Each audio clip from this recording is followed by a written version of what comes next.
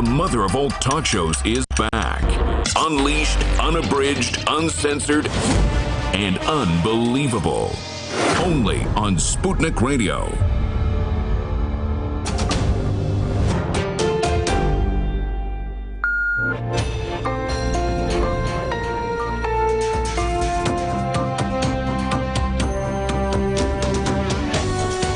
You're listening to Radio Sputnik.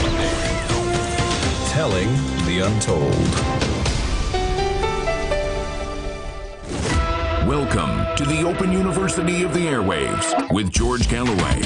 Only on Sputnik Radio. Welcome to the mother of all talk shows, the Open University of the Airwaves, the College of Knowledge, where there are no tuition fees and you are positively encouraged to speak back to the teacher. It's the fastest growing show on the planet, breaking records everywhere. Well, terror has returned to the streets of London. Not just any street, but I lived on that street for 20 years. A suspect terrorist was shot dead by the two police who were keeping him under active surveillance. Not before he'd stabbed at least two people, unfortunately. And the entitled classes of Britain are weeping into their wine this evening and whining about the passport queues at the skiing resorts that they're going to have to wait in. Now that, hallelujah, Britain has finally left the European Union. And the Arab League, who knew the Arabs had a league, has come out against Donald Trump's so-called peace plan, as has the Kremlin, which said that it breaches United Nations resolutions, as has the King of Saudi Arabia. But will the King of the Hill, Donald Trump, and Benjamin Netanyahu, one impeached, one indicted, be able to get it through nonetheless? It's all coming up, along with the subject of forgiveness. Make a mental note of that in the final hour. It's a radio show with pictures, and it starts right now. Radio Sputnik. We speak your language. The mother of all talk shows. The only education you can get for free.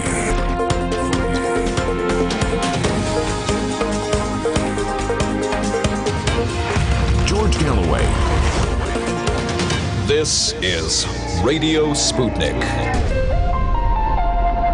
And this is London, but coming to you, of course, all over the world, thanks to the wonders of the internet and the wonders of SputnikNews.com. We're on FM in the Washington, D.C. area, 105.5 are the magic numbers there. On AM, coast to coast, across America.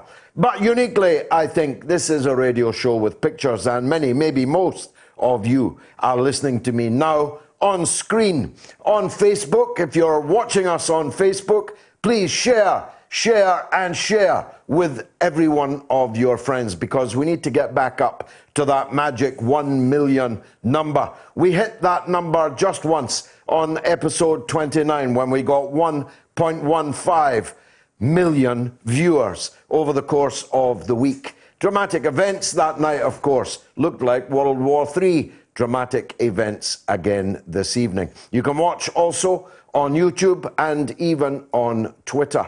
You can follow us at Moats TV on Twitter. If you have not already done so, you can watch it on my own Twitter feed also. And on the RT portals, almost all of them, RT.com, RT UK News, and so on. This is truly a global audience tuning in for issues of global significance. As a local terror attack was not foiled, but cut short by anti-terror police who were actively surveying a terror suspect and shot him dead this afternoon on a street where I used to live for nearly 20 years. In fact, exactly 20 years, and only a couple of hundred yards away. And so, as I watched the story unfold this afternoon, it was of personal importance to me. Here's what seems to have happened. Two plainclothes officers were keeping this man under active surveillance. He went into a shop, he stabbed at least two people, and just outside the shop, the police shot him dead. So full marks to the security services. This was someone, obviously, that needed to be under active surveillance. No doubt there will be questions as to how this terror suspect managed to stab two people, one of them reportedly seriously. It's low rent so far as terrorism goes. It's not exactly the Twin Towers. It's not exactly hijacking airplanes. The suicide belt was a fake one, just like the London Bridge one. But it does show that in our midst, we have people who are nursing their wrath to keep it warm and are ready to murder absolutely innocent people in Streatham, on Streatham High Road, ready to murder. For what? What was in the mind of this evil, wicked terrorist who now, thank God, lies dead?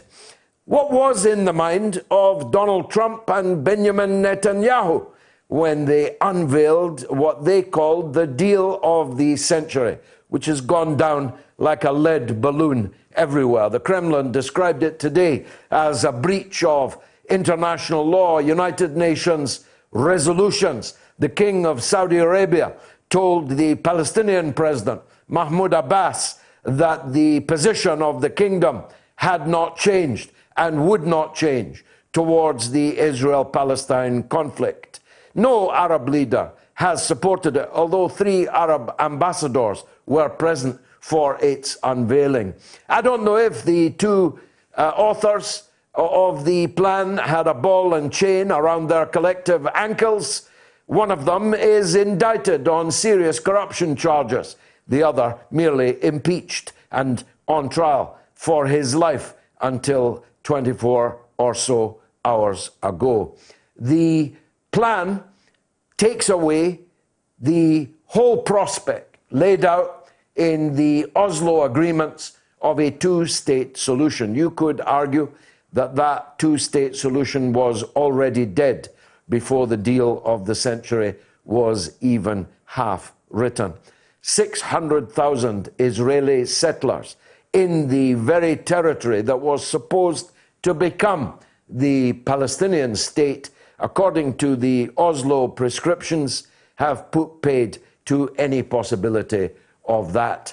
It seems to me, as someone involved in this subject for a very long time, that the parties would be better going to Moscow than Washington, because it's abundantly clear that Washington is on one side of this conflict, whereas Moscow, Russia, Putin, Lavrov have leverage and credit in the bank with both sides of this conflict.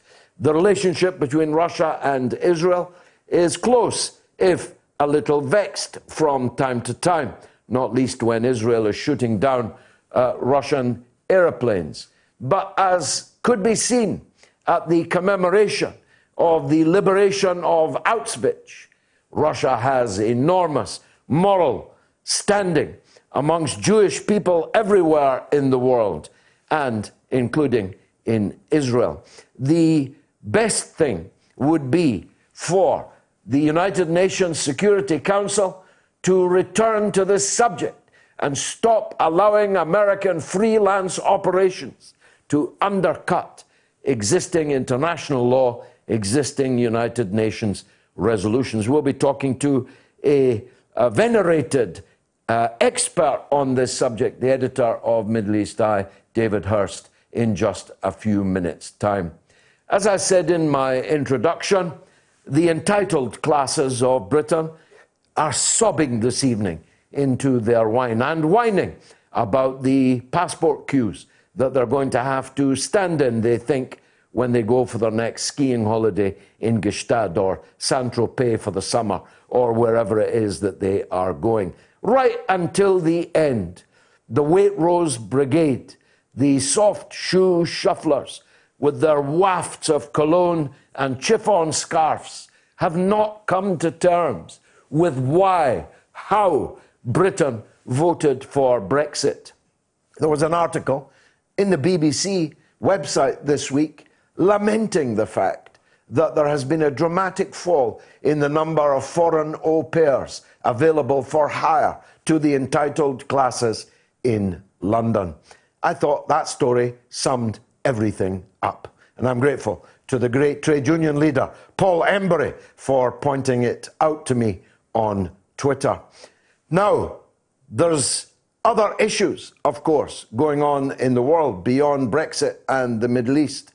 Brexit is a British issue, a European issue, but it's also an American issue because the plan clearly is, and you saw it in the presence of Big Mike Pompeo coming over like a member of the family, the Sopranos, coming over to put the shoulder on the British government when it comes to future relations between our two countries. I want to make this clear because some people willfully misrepresent it.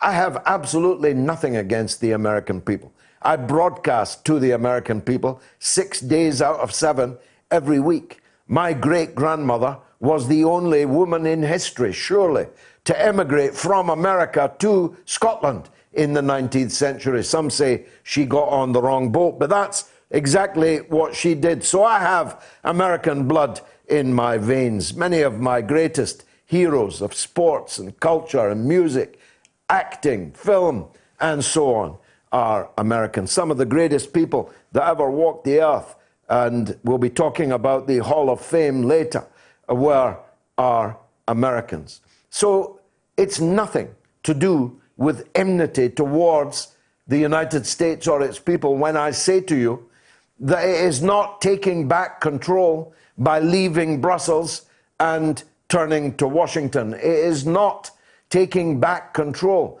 to become the 51st state of the United States of America. I fought for Brexit. I'll always be proud of the role that I played, but I did not fight to Brexit from the European Union in order to enter the United States of America. We want a special relationship between Britain and the United States, just not the kind of special relationship that Miss Lewinsky had with President Clinton. Do you get me?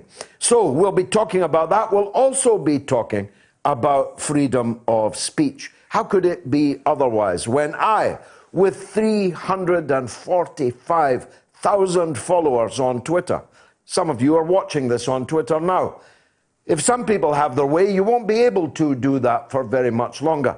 And 345,000 people will not be able to follow me because I will not be on Twitter.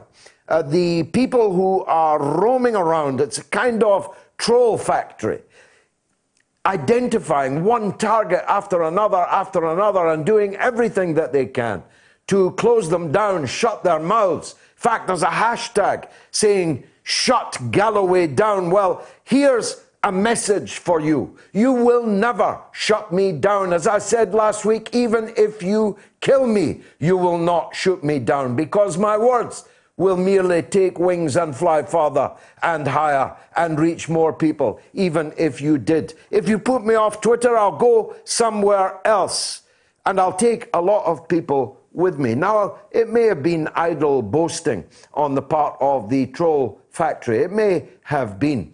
Early signs are that there's nothing to worry about. But when people with blue ticks dedicate themselves to shutting me down, it's not about me. It's about my message, my analysis, my narrative, which you may or may not agree with, but want nonetheless to hear.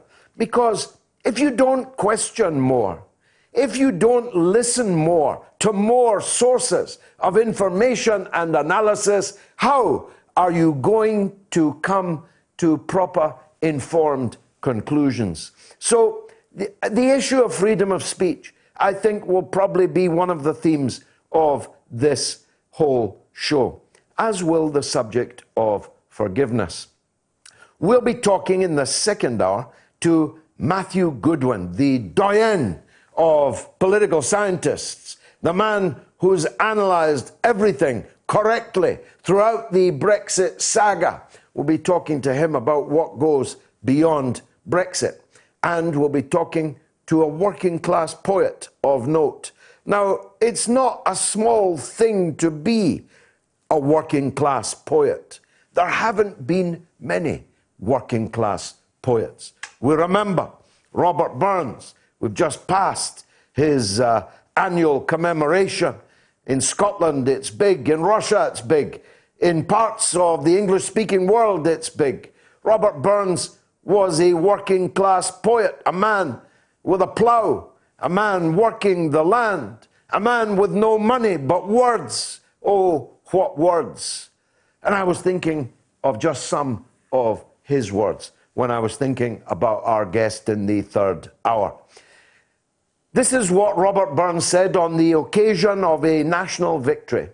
It was a Thanksgiving commemoration thrown by the established church in England to thank the Lord for a national victory in arms. I don't know which national victory it was, but given the period of history in which it took place, it was unlikely to have been a glorious one from my point of view. This is what Robert Burns, the working class poet, said. Ye hypocrites, are these your pranks, to murder men and gie God thanks? Halt, desist, go nae further. God'll no accept your thanks for murder. That's just, in the dialect, a taste of what you'll be getting in the third hour with my special guest, my special attraction. It's going to be, I'm sure, the mother of all talk shows. I'm glad that you're here. I hope you brought someone with you, and it's not too late to invite them. If you're watching on Facebook, it's the mother of all talk shows.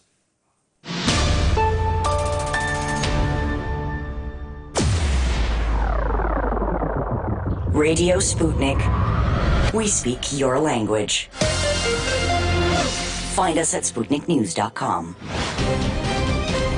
Tune in every Thursday to Loud and Clear with Brian Becker for the regular segment called Veterans for Peace, where we focus on the contemporary issues of war and peace that affect veterans, their families, the country, and the world as a whole. Veterans for Peace President Jerry Condon joins the show every Thursday. Hear about this and more every Thursday right here on Radio Sputnik. We are above all the latest developments, and we don't take any sides. Radio Sputnik, telling the untold. The mother of all talk shows, with George Galloway. The world is our classroom, and you're welcome to sit in and join the seminar. Here's the first of this week's polls. What kind of Brexit do you want? A, hard. B, soft. C, scrap it. I know it's too late to scrap it, but it would be interesting to see how many people are listening, watching this show who would still like to scrap it. So A, hard Brexit. B, soft Brexit. C, scrap it. Now, David Hearst has been an authoritative and highly respected commentator on Middle East affairs for as long as I can remember. I first came across him at the Guardian newspaper when I read that publication. Nowadays, he's the editor of Middle East Eye, which is, just like us, breaking records in numbers of audience all over the world. It's very well worth following Middle East Eye. I read it every day. David Hearst is its venerable editor, and he joins me now on the mother of all talk shows. David, welcome to the show. Hi, George. Now, I read your really magisterial piece written right after the unveiling of the so-called deal of the century, or steal of the century, as many have dubbed it. Would you update it for us? Has anything changed in the few days since you wrote that piece? Well, yes. I mean, Mahmoud Abbas, the president of the Palestinian Authority, said that he would suspend all security cooperation with Israel. He said that in Cairo yesterday. And we've been digging about ever since, because we were all scratching our heads and saying, hang on a moment. If the PA suspends security cooperation with Israel, that means the PA refuses, just doesn't exist anymore, because that's really what it's about. And lo and behold, of course, it's continuing security cooperation with Israel. I've got that on very, very good authority. We did quite a lot of work over the weekend on that. We're going to publish an article on that tomorrow, so that's worth reading out. We're looking out for. And of course, the PA couldn't exist without security cooperation with Israel. That means every single time Mahmoud Abbas moves around the place, he has to phone Israel and saying, can I leave my office now, please? And that's the actual reality of what it's like to be so-called president of so-called Palestine under Israeli occupation. We've got more details on that coming out tomorrow, I think. But it also shows the sort of hopelessness and impotence of the Palestinians in relation to a deal which everyone knows is a rotten deal for them. It was hatched by 4 people in great secrecy. It was Jared Kushner, who's Trump's son-in-law, and it was Avi Berkovich and David Friedman, who's the ambassador to Israel, even more an extreme settler than the Prime Minister of Israel, Benjamin Netanyahu, and lastly, Jason Greenblatt. And no one else knew what was going to come out, and they did it. And they produced an extraordinary blueprint, basically for conflict, for another generation. Yes, I mean, that's one of the things I'm struggling to understand. Do you think these people believe now or believed when they wrote it that it could fly, that the response to it would be other than what it has been? Well, I don't think that was the intention of writing it. I think I'm much more cynical than that. I think what they wanted was a blueprint for a greater Israel, an Israel that could dominate the land from the Jordan River to the Mediterranean Sea. That's what they wanted from this. They don't particularly want peace. They knew the Palestinians would reject it. What they wanted to do, and the same thing you could actually say with the Clinton parameters before that, and other so-called statements or lines in the sand, they do have an effect. Odious though these group of people are, I think, and whatever you think of Donald Trump, let's say he does actually not get re-elected, and let's say these guys are out of power. The cynic in me always questions just exactly what, for instance, Joe Biden, if he won the Democrat nomination, he became president, how much of the Trump plan would he keep? And I think one thing that America would keep under any president would be the recognition of Jerusalem as the undivided capital of Israel. So there are things afoot here that even if the current characters are forced out of office, would stay. And that's always been the case in this very, very long, bitter conflict and tragedy. So it's a process of fait accompli. So, for example, even though there is no agreement to this plan, Netanyahu said that he would now effectively, maybe even de jure, annex the territory on which the huge Israeli settlements on the West Bank are. He would exert sovereignty and apply Israeli law to the Jordan Valley, which is 30% of the territory of the West Bank. So I suppose what you're saying is it's a process of attrition and fait accompli. Yes, I mean, as we speak at the moment, Israel's security services and its army aren't that keen on immediate and direct annexation of 30% of the West Bank, because they realize, because they have intelligence, that Jordan would be absolutely up in arms if that actually really happened. They realize that if they push the Palestinians too far, the Palestinian street I'm talking about, not its leaders, then there would be another intifada. There really would be. So they don't want that to happen. And so there is it's a really interesting. I can't think of another time in this conflict where the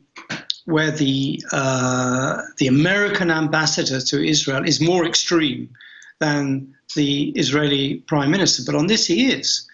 He's a real hawk. He really does believe that he is enacting the hand of God. That this is 3,000 years of biblical history being reenacted before his eyes.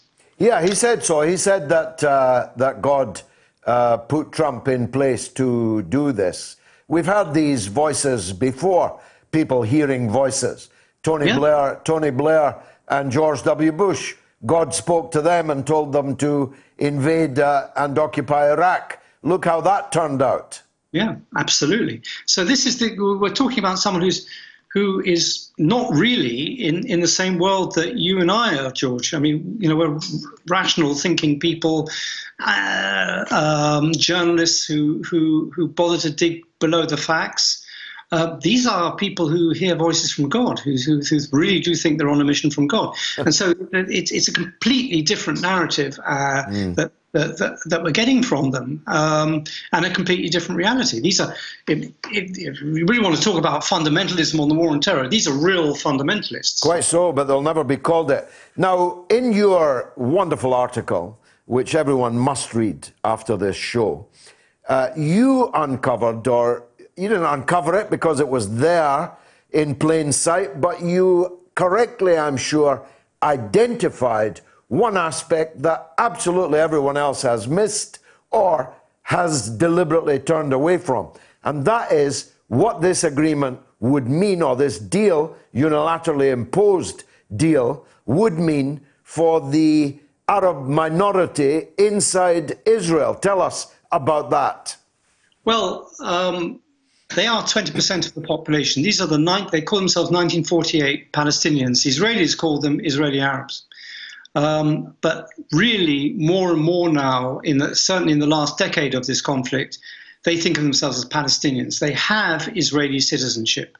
350,000 of them are in a place called the Triangle, the Little Triangle, the Northern Triangle. It's a sliver of land which abuts the northwest corner of the West Bank.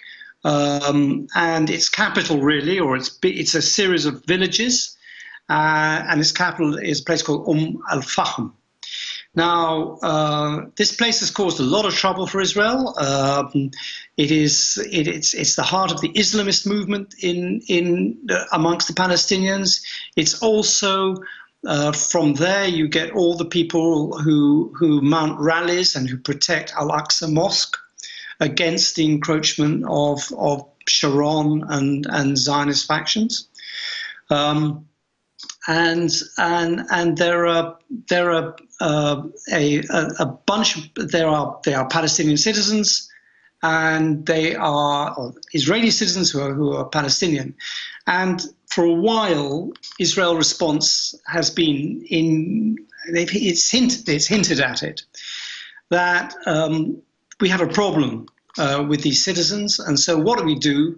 We do something called static transfer. Static transfer is where you change the borders of the Israeli state and move them southwards, or indeed eastwards in this case, and suddenly a whole section of your population becomes part of another country.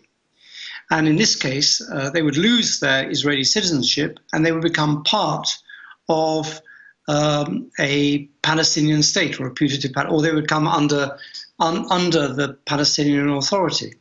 This, of course, is a phenomenal cheat because if you go back in history, in 1948, these were the Palestinians who never fled. They stayed put, and they did their damnedest to stay put. They didn't go on the flatbed trucks.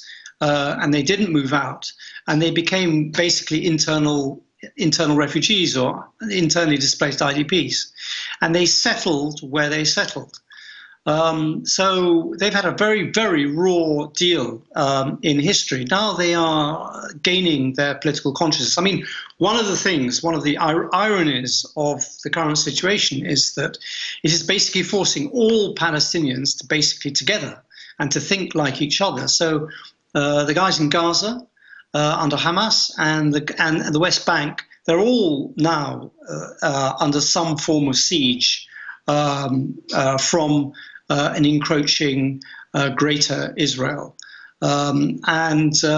Therefore, the forces pushing them together are, I would predict, greater than the considerable forces pulling them apart. But to go back to the triangle, this was voiced by the extreme right. It was also voiced by someone, Avigdor Lieberman, who is a secular nationalist who has lots of ex-Soviet and Russian citizens and Russian language Israelis voting for him. And he suggested basically a sort of ethnic cleansing of the Israeli state, chucking 350,000 1948 Palestinians out of the state of Israel and forcing everyone else to take a loyalty oath. This was always on the very, very fringe of the debate, but unfortunately with this document it's now entered what a White House would envisage could be a plan. And they mentioned it in a very, very in a very sneaky way, in a sense. They said if there were negotiations on a land swap, one of the bits of land that Israel could swap would be the Northern Triangle.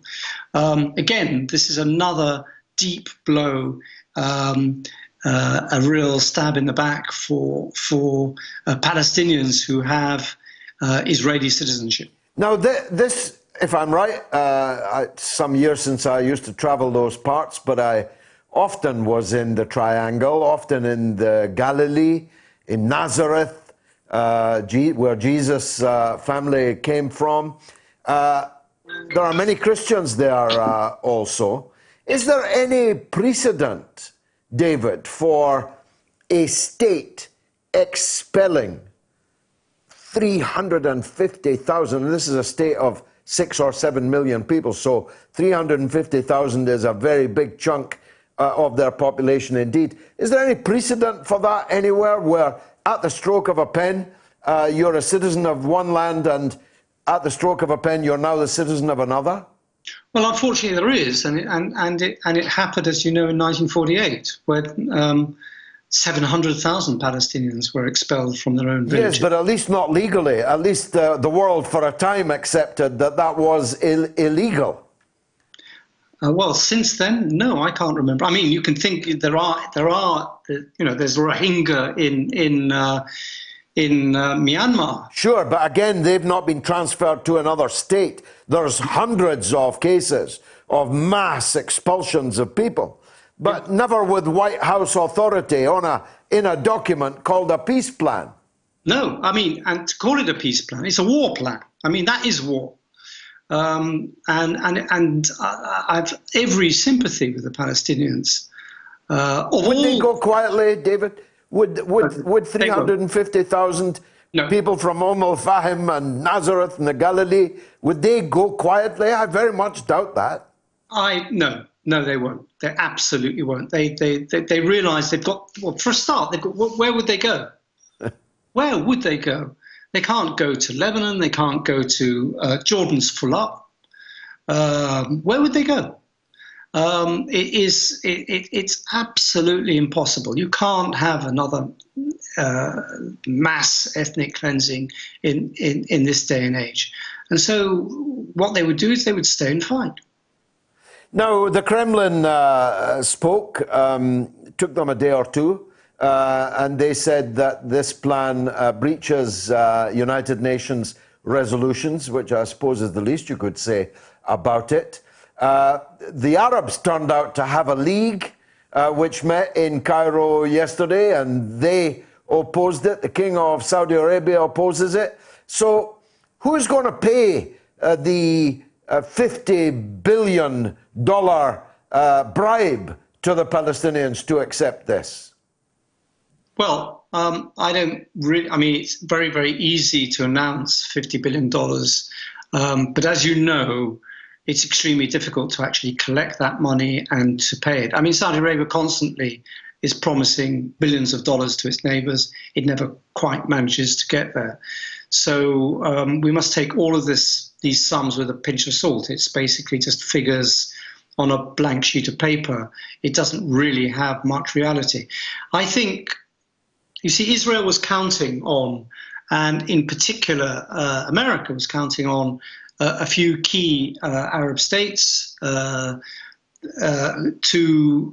give a nod and a wink, basically. There were 3 ambassadors there, Arab ambassadors, at the actual event in the White House from Bahrain, from the Emirates, and also, very surprisingly, from Oman, because they have quite a much more independent, shall we say, foreign policy from the typical Gulf states. They have good relations, for instance, with Iran and with Russia, with Qatar as well. So I was surprised by their presence there. I think there's a big miscalculation going on, because it's one thing to have ambassadors there, it's quite another to have the actual backing of the states themselves. And I don't think really they do have the backing of these states, if you think about it. They certainly don't have the backing of the Arab Street. If you were to ask any of these populations in the Emirates or in Oman or in Bahrain, do you support this plan? They'd all say, no, of course not. I think they're on very, very fragile ground, and and the Arab League, as we know, cannot condone this. And Jordan is furious about this. I mean, Jordan, very interesting example, because here you're not talking about a country that's particularly non-Western, not at all. It's completely trained by MI6. Its secret service is. This is not an anti-Western country, or at least an anti-Western kingdom. But this particular issue, let alone the custodianship of Al-Aqsa Mosque, they regard as an existential issue. It would totally destabilize an already very, very weak nation. So that you have an unholy mess here if this plan is actually enacted. Donald Trump called it the Al-Aqsa Mosque, which shows how much he knows about Jerusalem. David Hearst, many thanks for joining us. Everyone must follow Middle East Eye. That's the place to get the best news about the Middle East. Keep an eye on it for us, David. We'll talk to you again soon. Thanks for joining us on the mother of all talk shows. What kind of Brexit do you want? A, hard, 59%. That's the stuff. B, soft, 14%. C, scrap it, 27%. That's higher than I expected. You can vote now on my Twitter feed. Now, in the week, I like to do what I call a short for RT. This week, I did it on Brexit. Take a look at this.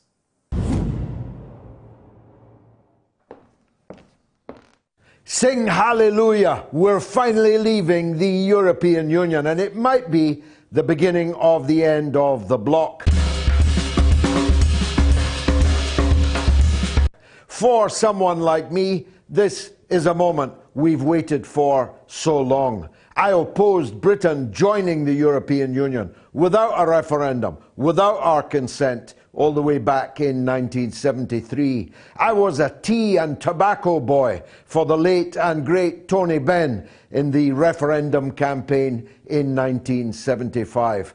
And in advancing years, I was one of the leaders of the victorious campaign in 2016 in the great Brexit referendum. But for me, unlike for others in the leadership of that campaign, Brexit was a necessary but not sufficient condition for a better Britain, for the Britain I want to see. But it was necessary. It's not sufficient, but it was necessary, because the kind of Britain I want to see is illegal under the very articles of faith of the European Union.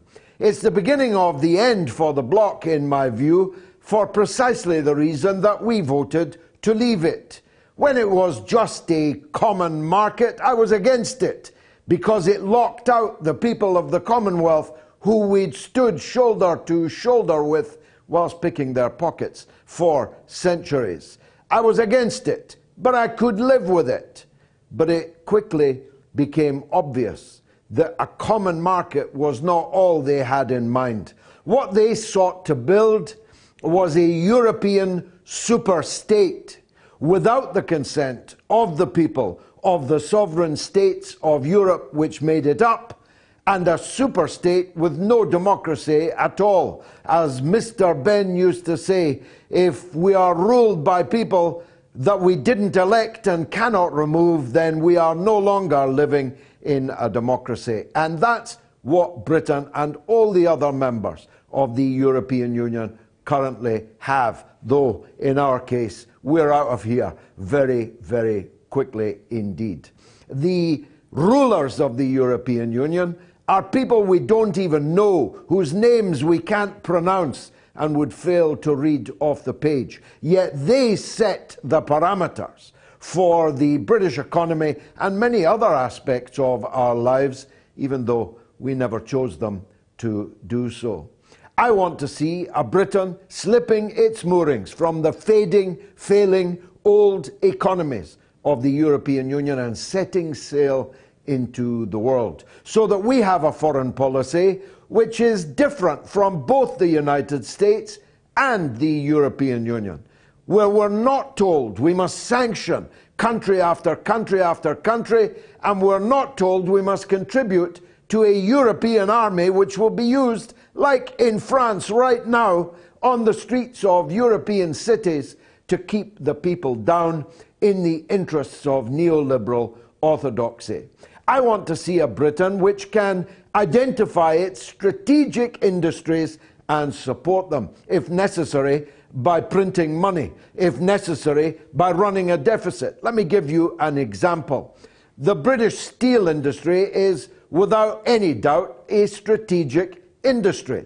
Every country that calls itself developed needs to be able to make its own steel. But the vagaries of the free market have killed steelmaking in Britain. We, if we remained in the EU, would not be allowed to do anything about it. I want to see the public ownership of the commanding heights of the British economy. I want to lock Sir Richard Branson and other privateer, buccaneer, free market capitalists out of our public services. If we'd remained in the European Union, we would not be allowed to do that. Now, that's a very different set of reasons for wanting to Brexit than some of my other fellow leaders of the Brexit campaign in 2016. Just one more point. If we had left, as I urged us to do, on the morning that we decided to leave, we would have been much better off. We would not have owed the European Union more than 40 billion. We would not be subject to their fishing fleet raids around our coast. We would not be under the auspices of the European Court of Justice. We'd be in control of our own borders, our own resources, and we would already have made many free trade agreements with different parts of the world. If we left saying that we will not undercut the European Union by cutting the living standards, the protections of our workforce, we will do so because we're going to rebuild manufacturing and trading in Britain. If we'd done that back in 2016, just think where we would have been. Anyway, Parliament, after 4 years of trying to block the democracy of the British people that chose to leave, 17.5 million of us, has finally been overcome. The people have spoken. The people have triumphed. The people have prevailed.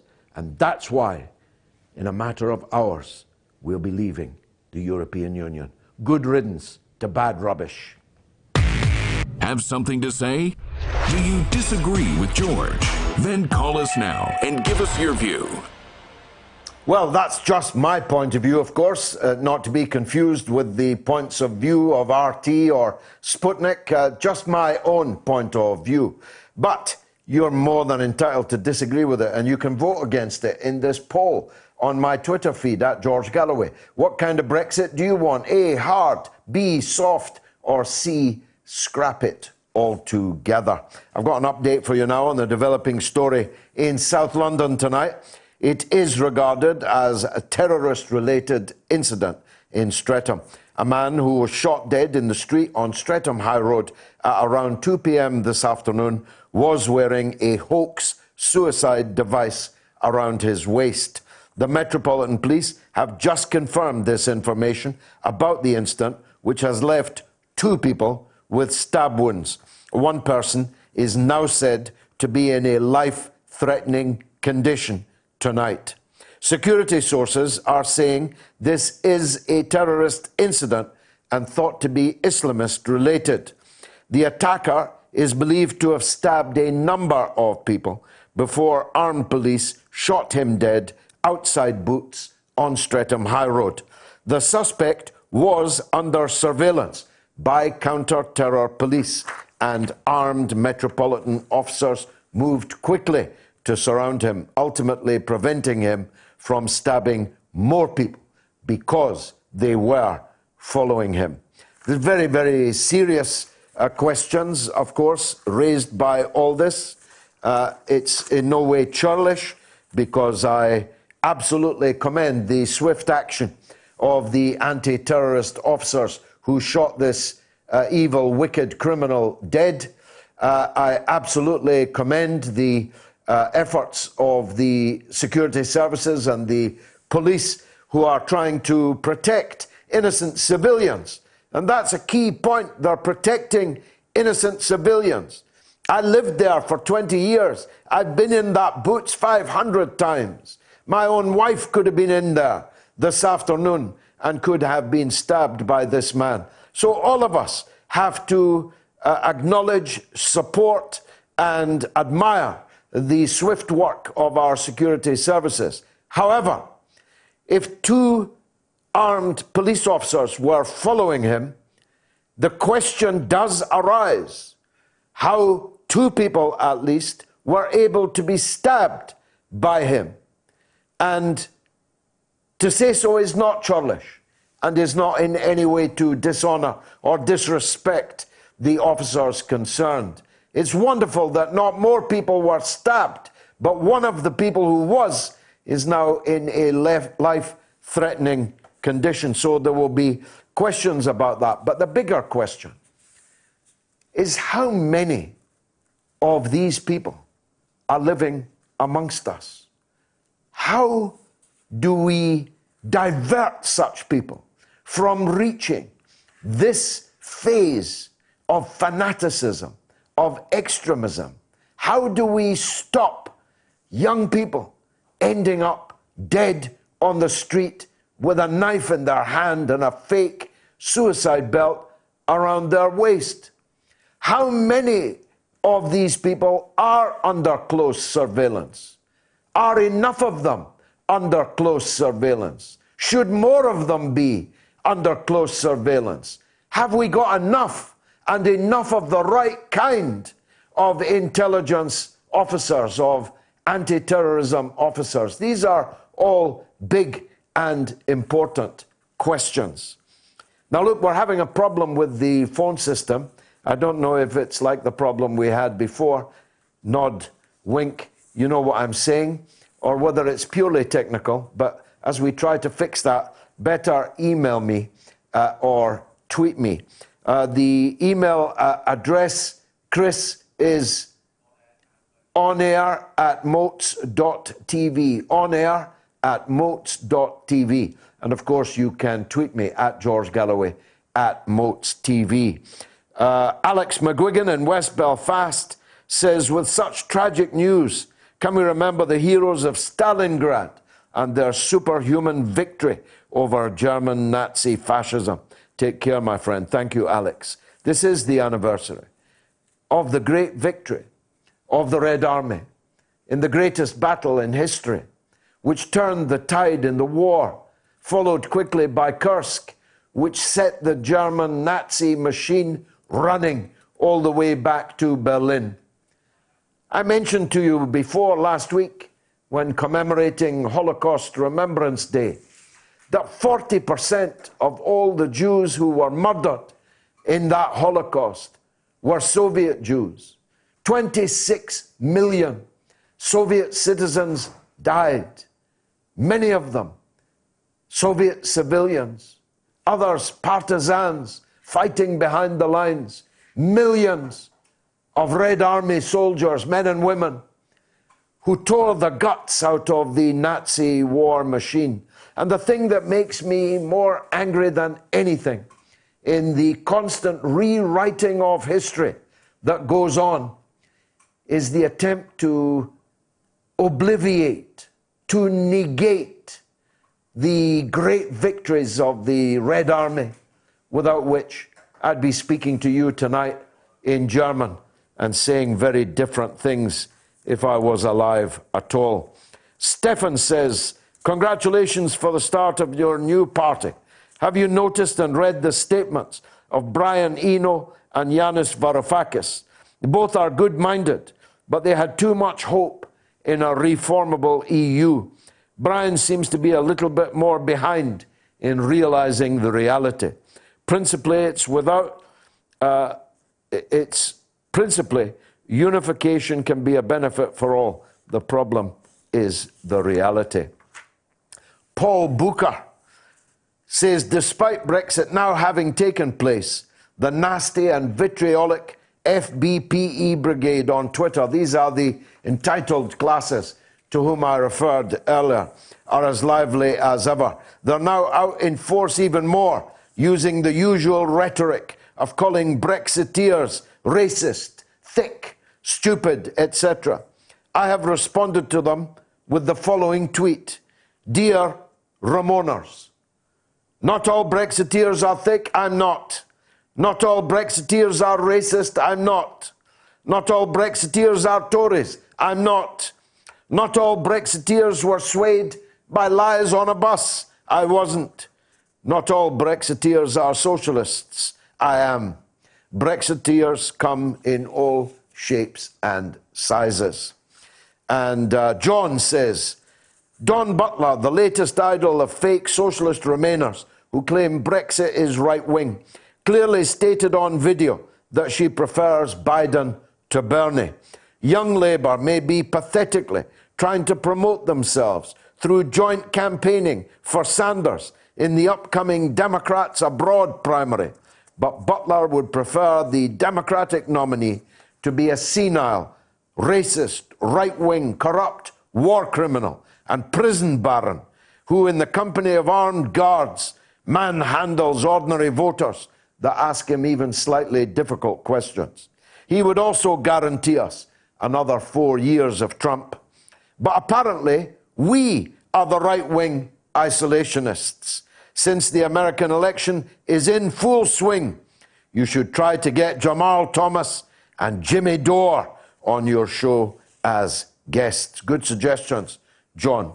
And Stuart in London says, I'm very impressed how the Chinese authorities managed to build a hospital in only 8 days to accommodate patients affected by this corona flu virus.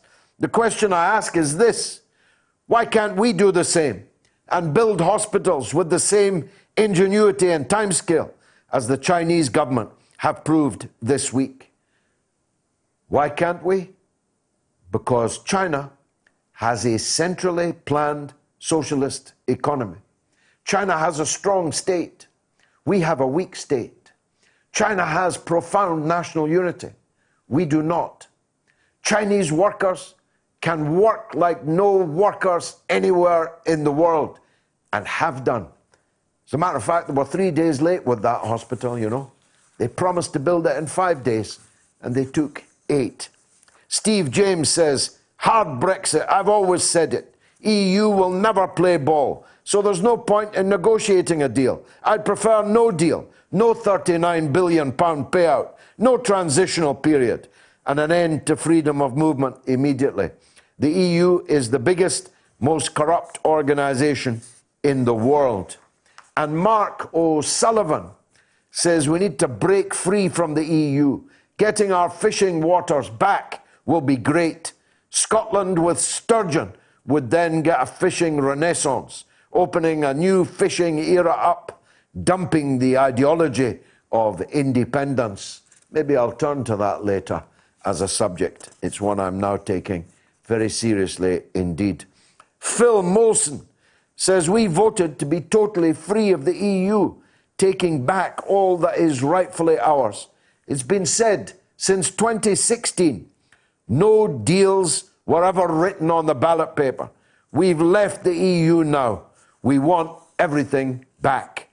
And John Larkin, my old friend up in Liverpool, says I want a hard Brexit, owned by the working class, for the benefit of the working class. I find it unlikely, though, because Johnson's mask will slip, and I worry working people will be pushed further into embarrassment and shame for simply exercising their right to vote. And Jem says we need a full, clean, hard Brexit. That has a certain ring to it to me. And Gaynor Heath says I want for the UK to have no deals, no ties, free to trade on the worldwide stage. Franklin Aston QC, that's Queen's Counsel. It's the highest office in the law here in Britain. We need the hardest possible clean Brexit. And Clubberlang says, are you fake news and Russian propaganda, or are you a rebellious intellect that we should listen to? Well, you have to make your own mind up about that. You've heard the first hour, in which, amongst other things, I talked about the Russian response to the Trump-Netanyahu peace plan. As a matter of fact, I'm headed for the 2 biggest cities outside of the European Union, but still inside Europe, in just a matter of hours from now. The 3 biggest cities in Europe are now outside of the European Union.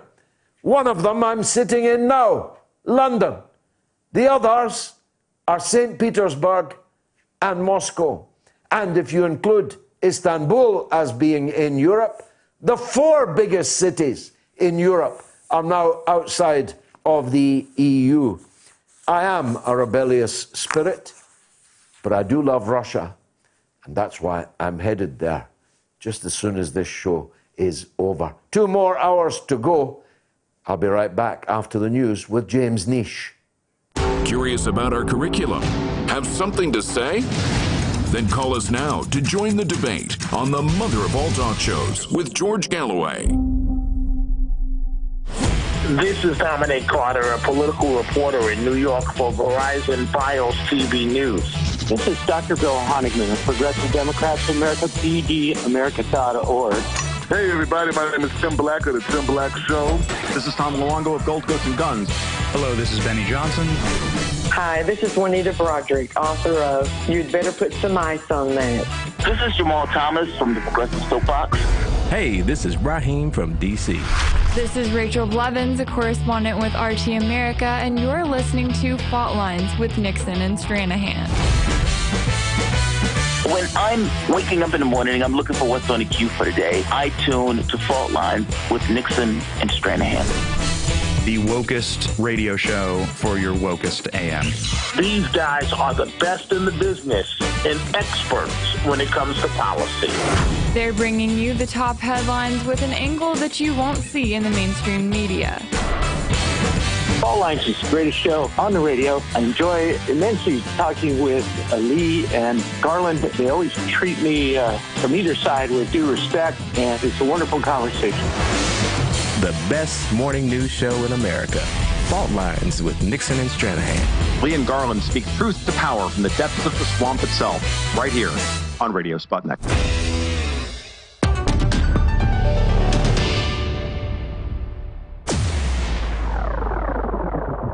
Radio Sputnik.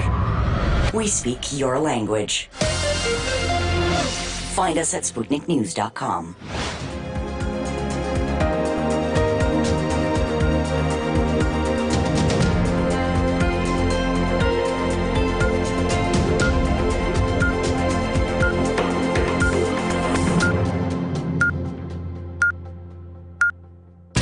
Radio Sputnik News.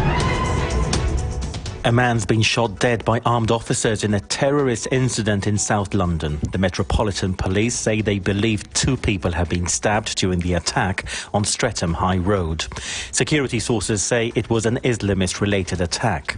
Witnesses on social media say they heard 3 gunshots just after 2 this afternoon, and people were being treated by doctors on the roadside. London Ambulance Service says it sent a number of response vehicles. Paramedics arrived at the scene wearing armoured uniforms. The first confirmed death from the coronavirus outside China has been reported in the Philippines. The victim is a 44-year-old Chinese man from Wuhan, where the virus was first detected. The World Health Organization says he appeared to have been infected before arriving in the Philippines. More than 300 people have died in the outbreak so far, the vast majority from Hubei province. More than 14,000 people have been infected. The US, Australia and an increasing number of other countries have barred the arrival of foreigners from China and are requiring their own citizens to be quarantined. The number of coronavirus cases worldwide has overtaken that of the similar SARS epidemic, which spread to more than 24 countries in 2003. But the mortality rate of the new virus is much lower, suggesting it's not as deadly. The target of building a new 1,000-bed hospital in Wuhan in 5 days to deal with the coronavirus has been unsuccessful. It in fact took 10 days, but is still being hailed a remarkable feat of construction. According to Chinese authorities, work began on the 24th of January. It will open for patients tomorrow. At least 20 people have been killed and 16 injured in a stampede in Tanzania. Worshippers attending a Pentecostal service at a stadium in the northern town of Moshi rushed forward to be anointed with blessed oil when the crush happened. The service was held by Pastor Boniface Mwamposa, who refers to himself as the Apostle. One man who attended said it was like the preacher had thrown bundles of dollars about. Tanzania's President John Magufuli has sent his condolences and called for better security at such large events. Somalia has declared a national emergency as large swarms of locusts spread across East Africa. The country's Ministry of Agriculture says the insects, which eat large amounts of vegetation, pose a major threat to Somalia's fragile food security situation. There are fears it may not be brought under control before the harvest begins in April. The United Nations says the swarms are the largest in Somalia and Ethiopia in 25 years. Neighbouring Kenya has not seen a locust threat as severe in 70 years, according to the UN Food and Agriculture Organization. However, Somalia is the first country in the region to declare an emergency over the infestation. 2 days after Britain Brexited from the European Union, the country's Foreign Secretary says the UK will not be aligning with EU rules in any post-Brexit trade deal. Dominic Raab argues that sticking strongly with EU regulations would defeat the point of Brexit.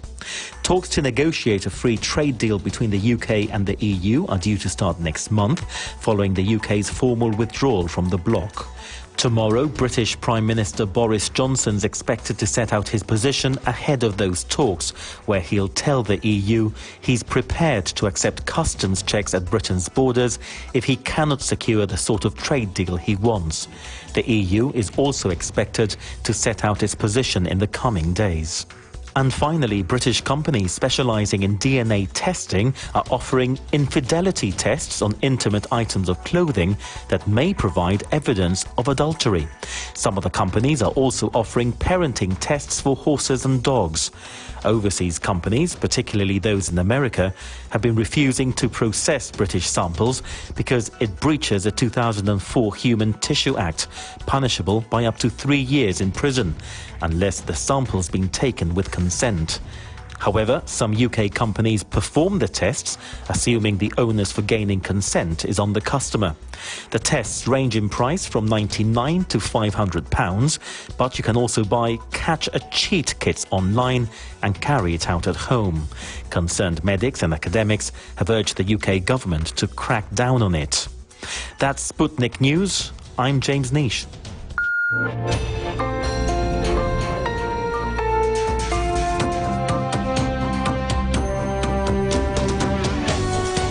You're listening to Radio Sputnik. Telling the untold. Welcome to the Open University of the Airwaves with George Galloway. Only on Sputnik Radio. Coming up, we've got Matthew Goodwin, Professor of Politics and International Relations, on Brexit and beyond. The poll, actually, thousands have now voted. What kind of Brexit do you want? A, hard, 62%, that's up 3. B, soft, 14%, that's no change. C, scrap it, 24%, that's down 3%. My apologies, 1,621 votes so far. You can vote on my Twitter feed at George Galloway. Buzz Goyminton says the only solution is a clean break, cut all ties. Then you have the freedom to negotiate a trade deal. It's not rocket science. And old Codger says, I feel the EU have abused us. We deserve better, and so do the other European countries. And Lily Belladonna says we need a deal that protects jobs and workers' conditions, that maintains freedom of movement and access to programs such as Erasmus, that maintains environmental standards, works collaboratively to establish climate change. Well, Lily, you'll be pleased that the Labour front-runner for the Labour leadership, Sir Keir Starmer QC, has endorsed your message. He wants to bring back freedom of movement of cheap labour from East and Central Europe, whether we're in the EU or not, imagine. Now, that's a point of view that might look sensible if you are one of those suffering from the shortage of foreign au pairs, if you are lacking a Slovakian barista to dish out your macchiato quickly, efficiently, and cheaply and look good while doing it. That might seem sensible if you're a user of cheap Eastern European tradesmen and women, a joiner here, a builder there, a glazier, a plumber. That might look good if you are one of those who has benefited from our 47 years of membership of the European Union. But the problem is you've only got one vote, the same vote as all the many millions of people who will not be queuing in the passport line at Gstaad for a skiing holiday or at Saint-Tropez for a summer holiday, who will not be hiring an au pair this year at least, and who have to do these fiddly jobs around the house themselves or find a mate's rate somewhere locally to do it. You see, it doesn't look so good if you're amongst the millions of British workers whose wages have been driven down by the oversupply of cheap East European labour, whose conditions have been adversely affected, who can't get access to public services because of the pressure on those public services caused by this bulge in population in certain places. Places that have already been devastated by a decade, more than a decade, of austerity since the crash of 2008. And that's Lily's message there. In a nutshell, sums up the tale of two Britons.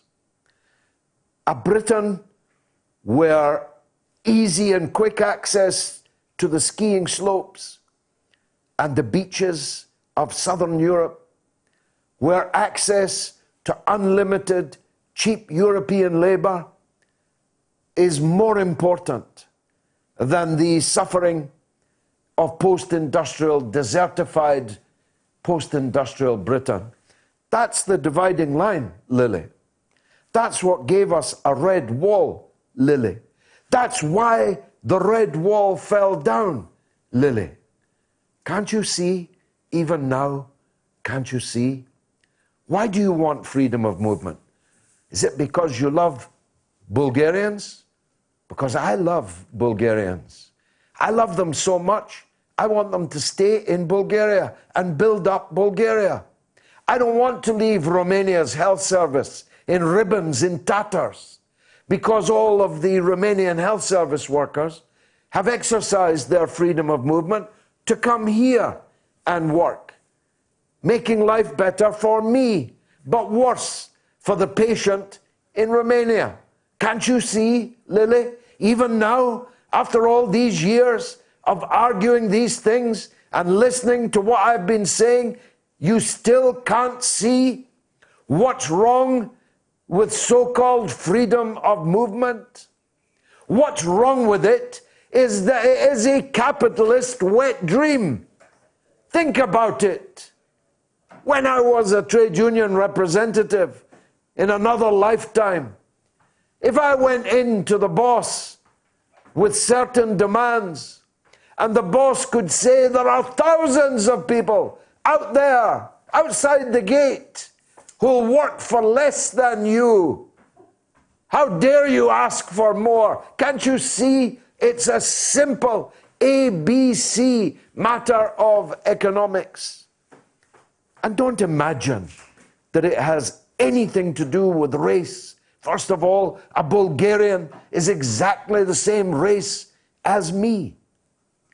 And if you want to talk race, it's people that are blacker and browner than me that are locked out of the European Union. Can't you see, Lily, that you have pursued this liberal chimera all this time and all this way, and still you can't see?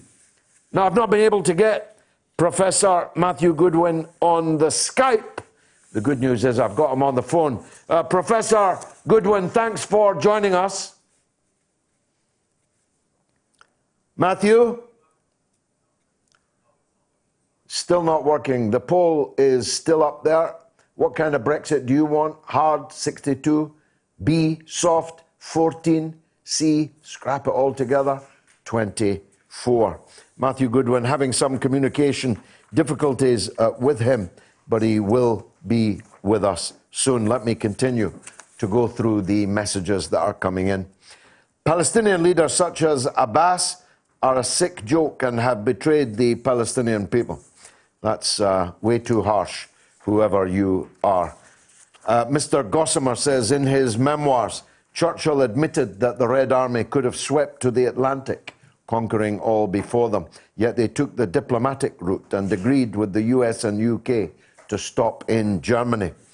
I've got my debut novel out. It was going great guns yesterday at our meeting in Birmingham that you can watch, by the way, on YouTube. You'll like it, I think. And it's counterfactual history. So my novel, called Queensway, presupposes that Hitler made it here. He didn't make it in enough numbers to conquer the whole country, but he did conquer London and the South. Some people collaborated with him.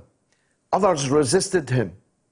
Mr. Churchill, who had promised to choke on his own blood on the cabinet floor before he would surrender. Does he or doesn't he? You'll need to read the book to find out. But it's part of a series. This is just book one. As I'm on counterfactual history, I may well be exploring what would have happened if the Red Army had not stopped in Germany, if the Red Army had liberated all of Europe, given that the Americans didn't seem all that keen until the summer of 1944 to actually invade and liberate Europe.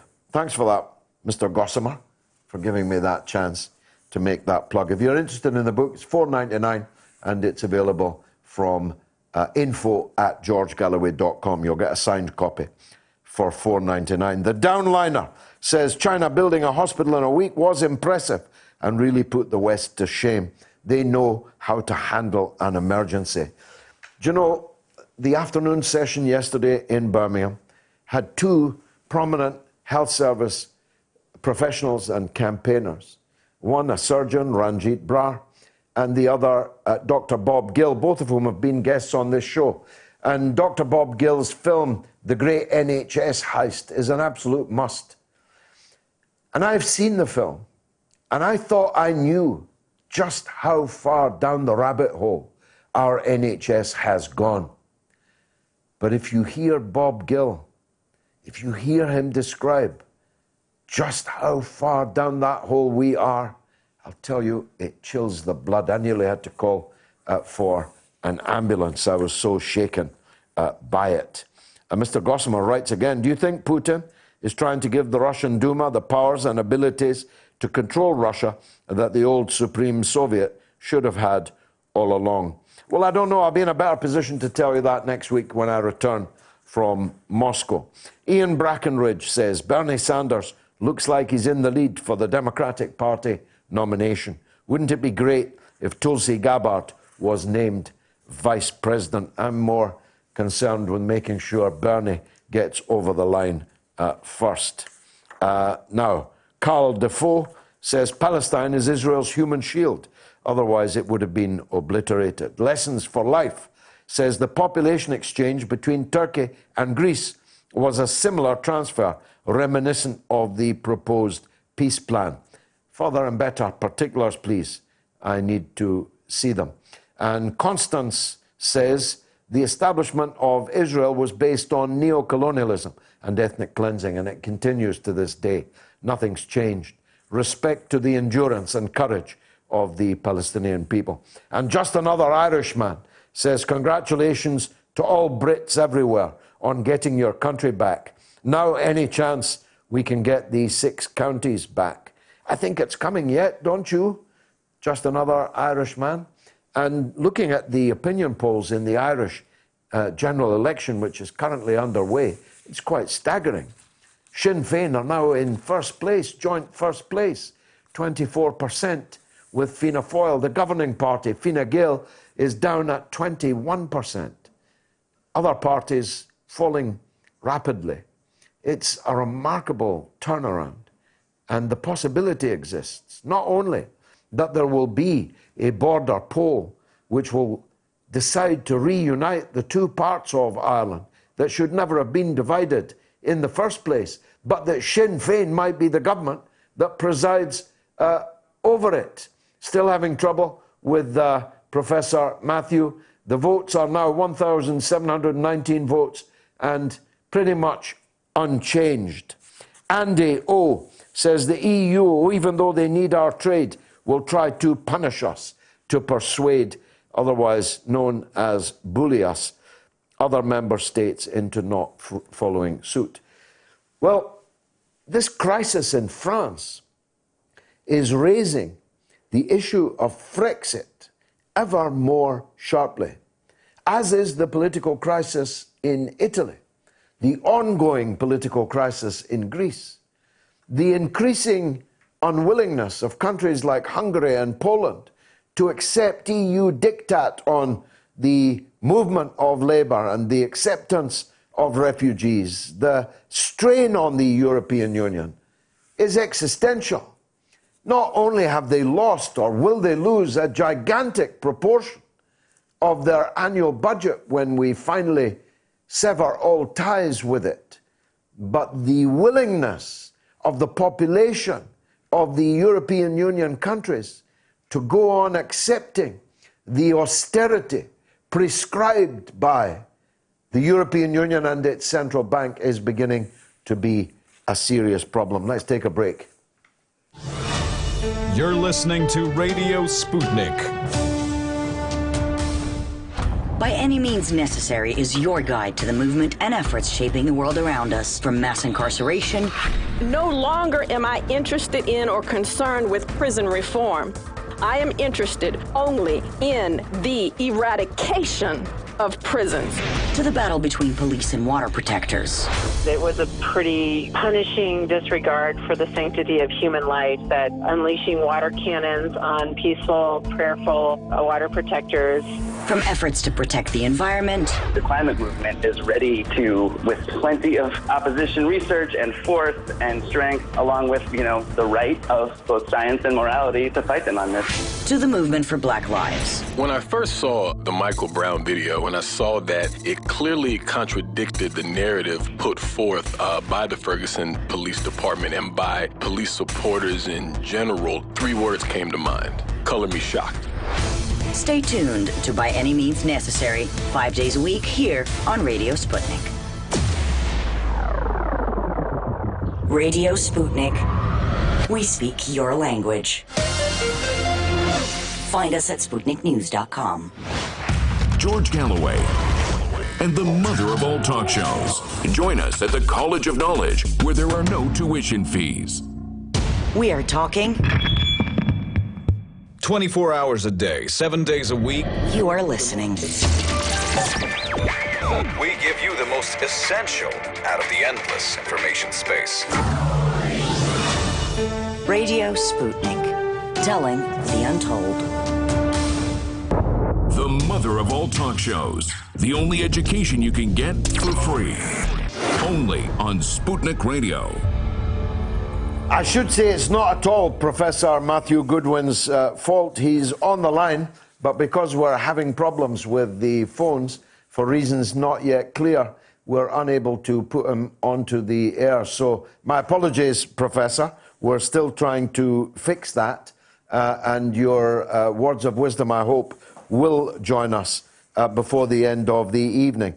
Quite fortuitously, we had one of Britain's longest-serving journalists and broadcasters passing through, and we've roped him in to the show. He is Ron McKay, who's worked for everyone from the BBC to the Sunday Times and everyone in between. If that's not the best way of putting it, my apologies. You still work in journalism. You're still a young man.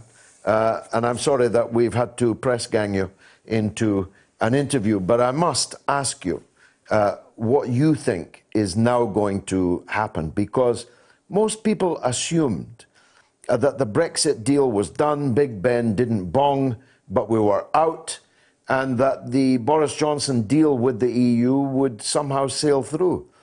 But the EU, to me, are getting more and more sharp and difficult about it. This is generating the equal and opposite reaction in Tory ranks here in Parliament and amongst those who support Brexit in the country. And you see the number, 63% of our audience want a hard Brexit. They don't want to pay this money, and they don't want to allow EU trawlers to industrially fish our waters and so on. How are they going to square this circle? Well, I think, as you point out, George, that fishing is going to be the first big flashpoint. There's only one part of Scotland, really, that voted for Remain, and that was the fishing communities. To leave. Voted to leave, yeah. Apologies, yeah. Yeah, so that's going to be the first test. Leo Varadkar today has said, we're going to come into your waters, that's part of the deal. Boris Johnson is saying no. So what happens there? That would seem to be the first break point. Yeah. Varadkar's taking a particularly, how shall I put it without being pejorative, a particularly strident position. Is this playing to the Irish electorate? If so, it's not working. But does he really mean it? Is he the spearhead of the European Union now? No, I don't think he's a spearhead, but there seems to be a fairly united position.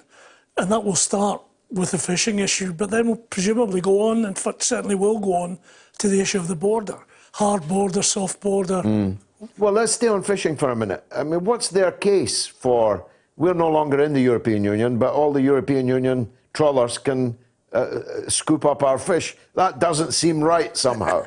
Well, it's quite a simple one. They say 70% of our fish goes to the EU. What are you going to do about it? How are you going to do? Are we all going to eat twice as much, 3 times as much fish in Britain? Well, we could do with eating more. We could, yeah, because healthier. You and me, George, we should. Fish suppers in butter. Yeah. Not that healthy, but good. Yeah. No, so I guess he's depending on that. He's saying, basically, where are you going to send your stuff? I mean, all of our fancy shellfish goes abroad to France, to Spain. Well, we're not against that, of course, but we want to be able to sell it to them, not them to come in and fish it. Yes, and huge industrial trawlers, the size and scope that we don't have. Yeah, although we are going to have to step up on all these kind of things.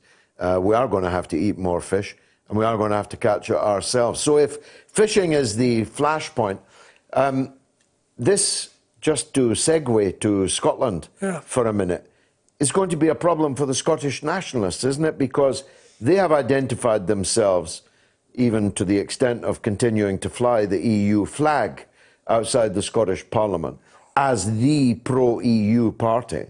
And yet the Scottish fishing communities are in the front line of what will be seen to be a new aggressive tone from the EU. Exactly, George. You've totally encapsulated it. For Sturgeon, there's no way out on that. What does she do if going back into the EU, which Scotland would apparently be welcome if we hear the latest noises? Tusk said so, yeah. Yeah. But he did say they would have to apply. Yeah. They couldn't walk in. Yeah. And if they applied, of course, it could be vetoed by any member state, like Spain or somewhere. Well, I think Spain has been quite warm to the possibility, so that probably wouldn't happen, but it may take years. Now, I read, I don't study, but I have read cursorily that it's conditional. Either you let us fish your waters, or we'll make problems for your financial services industry. Is it a kind of trade-off they're looking for? Well, I think whatever the figure is, 80% of our GDP comes from financial services. So, yeah, I'm More sure fool us. How we ever allowed ourselves to get into that situation? Well, we stopped building things, didn't we, George? Stopped building things, stopped making things, and confused sitting at a computer screen with actual real work and real production and real creation of value. How is it playing politically, you think? I mean, there is Sir Keir, still the front runner for the Labour leadership, the bookies' favourite, the opinion polls' favourite, ahead on nominations quite considerably. He's now saying, not that we'll go back into the EU, but we'll reinstate free movement of labour. That seems to me to consign Labour to a minority position in the country for a long time to come. It must all be playing into Boris Johnson's barrow, isn't it? Yeah, I mean, it depends what you mean by free labour, and it depends what... Cheap labour, yeah. Yeah, where you draw the line about who can come in and how much they can earn. I mean, it seems to be the service industries which desperately need, particularly in Scotland, immigrants, be they part-time, come over here for the summer, picking hotel workers who clearly don't earn 25 or 30,000, whatever the cut-off's going to be. So that'd be a real problem. But you have to say, well, why can't our people do these jobs? Well, quite. And isn't it impoverishing, I don't know, Poland or Bulgaria or wherever these people are coming from?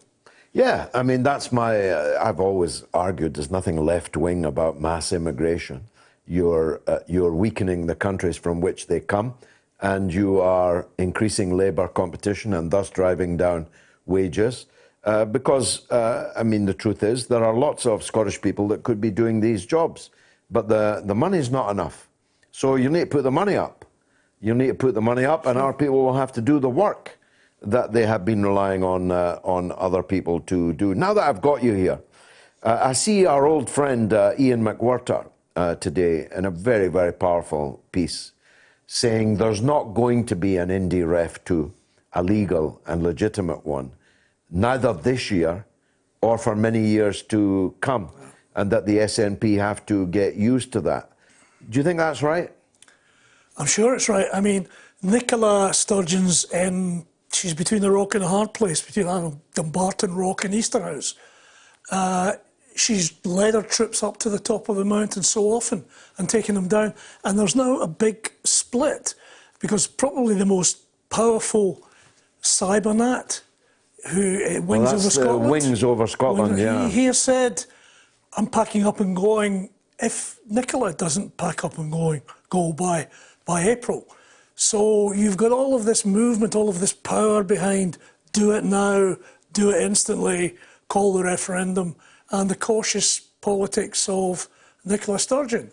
So the independence movement may well split, but clearly there's no way out for her because she said, I'm not going to call a rogue referendum.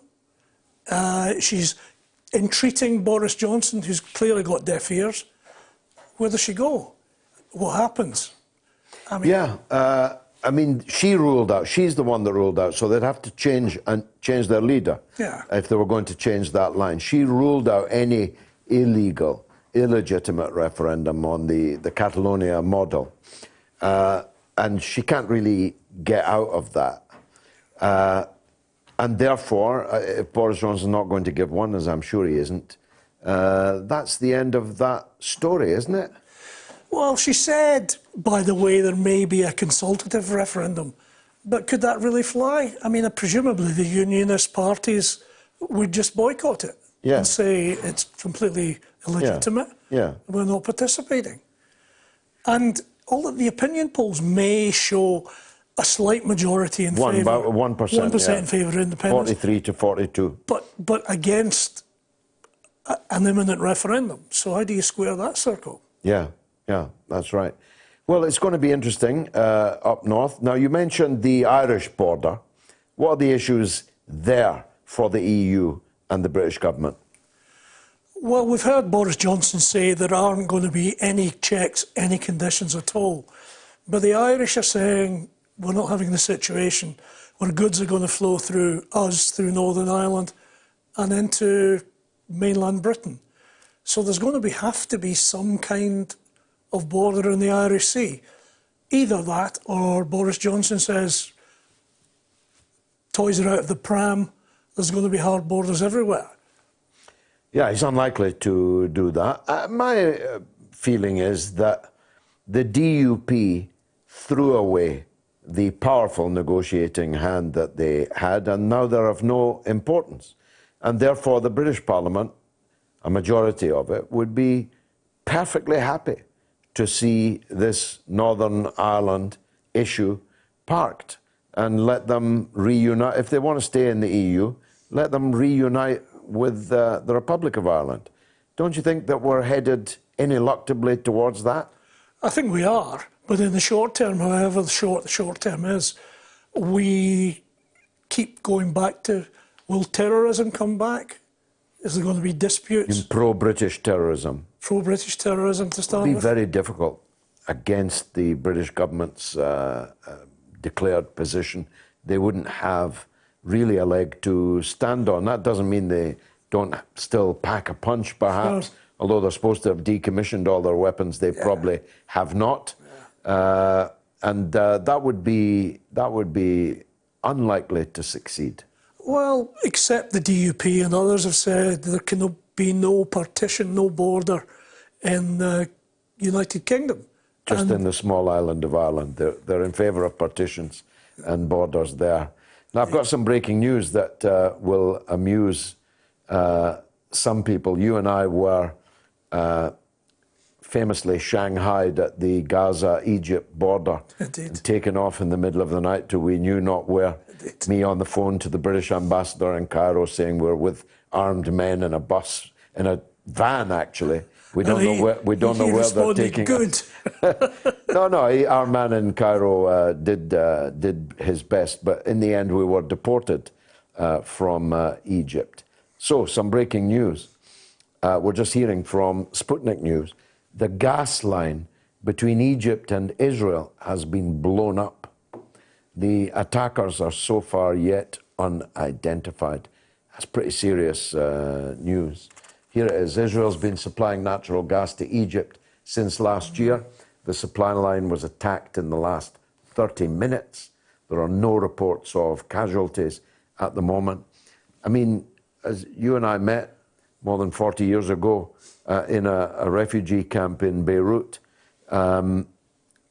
this these issues are not going away, are they? The Middle East is as big an issue now as it was when I first met you in 1977. Exactly. And nothing much has changed, really.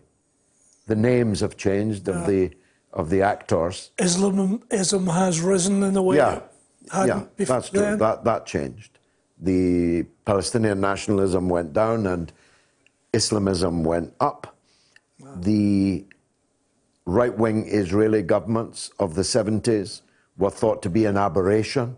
Israel had been ruled by Labour governments, more or less uninterruptedly, since the creation of the state. Then Mr. Begin was elected, and then every government of Israel since then seems to have been more right-wing than the one before it. That's changed. Yeah. Would it be possible? But yes, it has been possible. Yeah. The peace plan is clearly dead. What happens now? Yeah, but they must have known it would be dead, so why did they do it? They must have had a reason to do it. It's impossible that these people thought that the people who've rejected it would have, in fact, accepted it. So I don't know what the game is, but there must be a game. They must have known it was going to be rejected, and therefore they must be about to do something else now that it has been rejected and it hasn't taken off. I don't know, George. Tanks on the border, is there going to be skirmishes? Are they going to go in and say, we've had enough of all this? The Palestinians are not prepared to treat, so we'll just sort it out with our superior might. I don't know. Well, possible. Look, in the last few minutes, the BBC's been reporting that the attacker, that's the knife man on the streets of Streatham, had just been released from prison. He had been serving a sentence for terrorist offences. This is an amazing thing, isn't it? So he's just released from prison for terror offences. He's so dangerous that we've got 2 men on him every time he steps out the door. And yet he's still able to go stabbing. Is this good for the security services or bad? Is it a good news story for them or a bad one? Well, if you were on the news desk tonight writing tomorrow's headlines, what would you be saying? Well, the initial headlines are obviously the horror of it, but yet the questions are, how come did this guy have a tag? What were the orders to confine him? Where was he allowed to go? It's not just 2 guys, because if there's a constant surveillance, it's probably 12 round the clock. So how come he gets away with stabbing at least 2 people? Yeah, Did they not follow him into the shop? Well, yeah, I mean, one assumes that they didn't follow him into the shop, and that's how he was able to stab the people in the shop. But when he came out, they killed him. So obviously there's a question mark as to why somebody wasn't in the shop with him. You could see how that could happen, though. Yeah. You could see in real human terms how that could happen.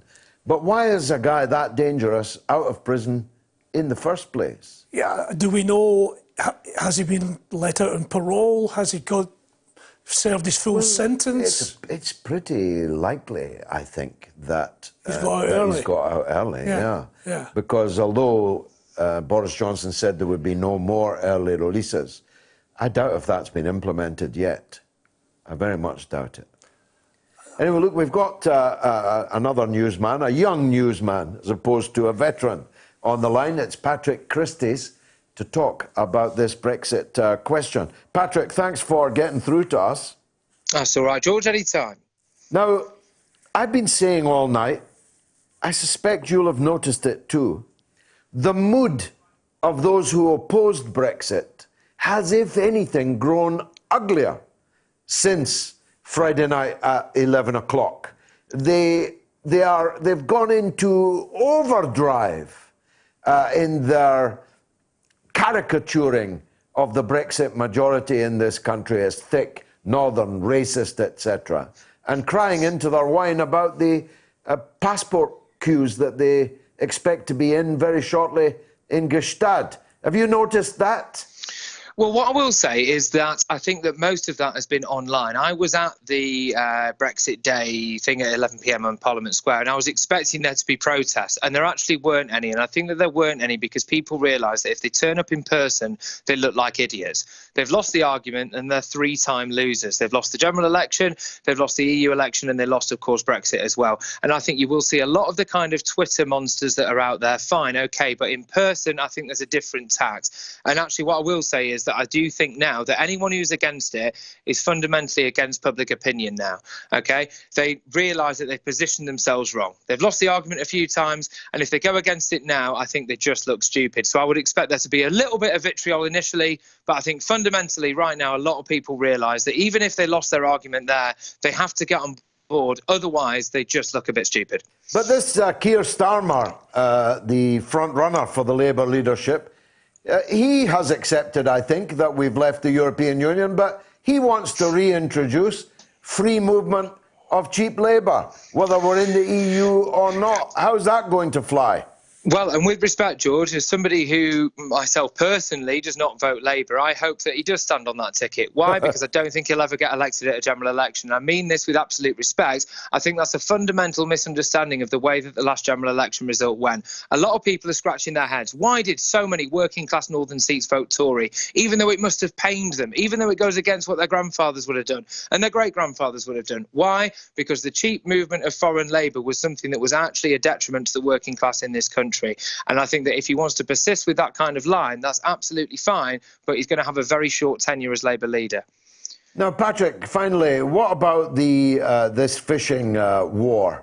I've just been talking to Ron McKay about it. That looks like the first battleground, doesn't it? The EU insists that they can continue to industrially troll our waters for our fish. And if we don't allow them, the deal might be off. What I would say about that is, first and foremost, the European Union talks a lot about environmentalism, and the way that they fish, not just in our waters, but worldwide, is very environmentally unfriendly. They use a lot of electric shocks and things like that, and that is awful. What I would say as well is that Boris Johnson's rhetoric about improving the north and improving, northern areas, well, one easy, quick way to do that is to give us our fishing waters back, and you'd see that, frankly, and I mean no offence to people living in some of these areas right now, but fishing towns in the north of England that have turned pretty desolate in recent years. And Scotland, too. you're right. You're absolutely right. And Scotland as well. That, and especially when it comes to Scottish independence, by the way, George, what's one of the best ways to win a few percent, and it will be won or lost on a few percent, is to return some prosperity to those areas. If the EU wants to play hardball over our fishing waters, and I'm very sorry, but again, I think they're on a hiding to nothing, and I think that no deal becomes more likely, and I think that actually they'll end up regretting the fact that they took such a hard stance on what is actually British sovereign territory. And you think Boris Johnson will stand firm?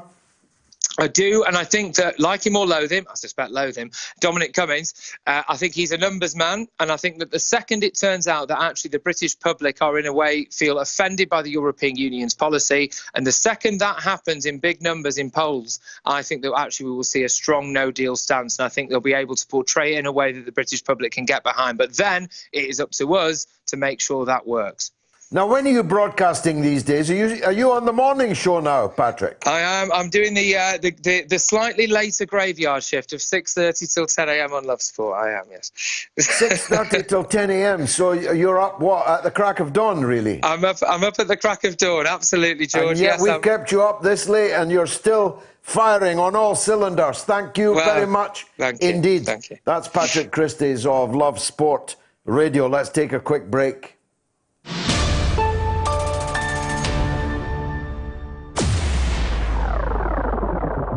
Radio Sputnik. We speak your language. Find us at SputnikNews.com. Tune in every Thursday to Loud and Clear with Brian Becker for the regular segment called Veterans for Peace, where we focus on the contemporary issues of war and peace that affect veterans, their families, the country, and the world as a whole. Veterans for Peace President Jerry Condon joins the show every Thursday. Hear about this and more every Thursday right here on Radio Sputnik.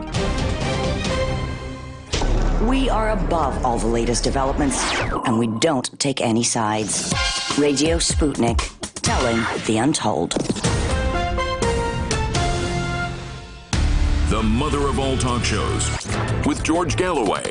The world is our classroom, and you're welcome to sit in and join the seminar.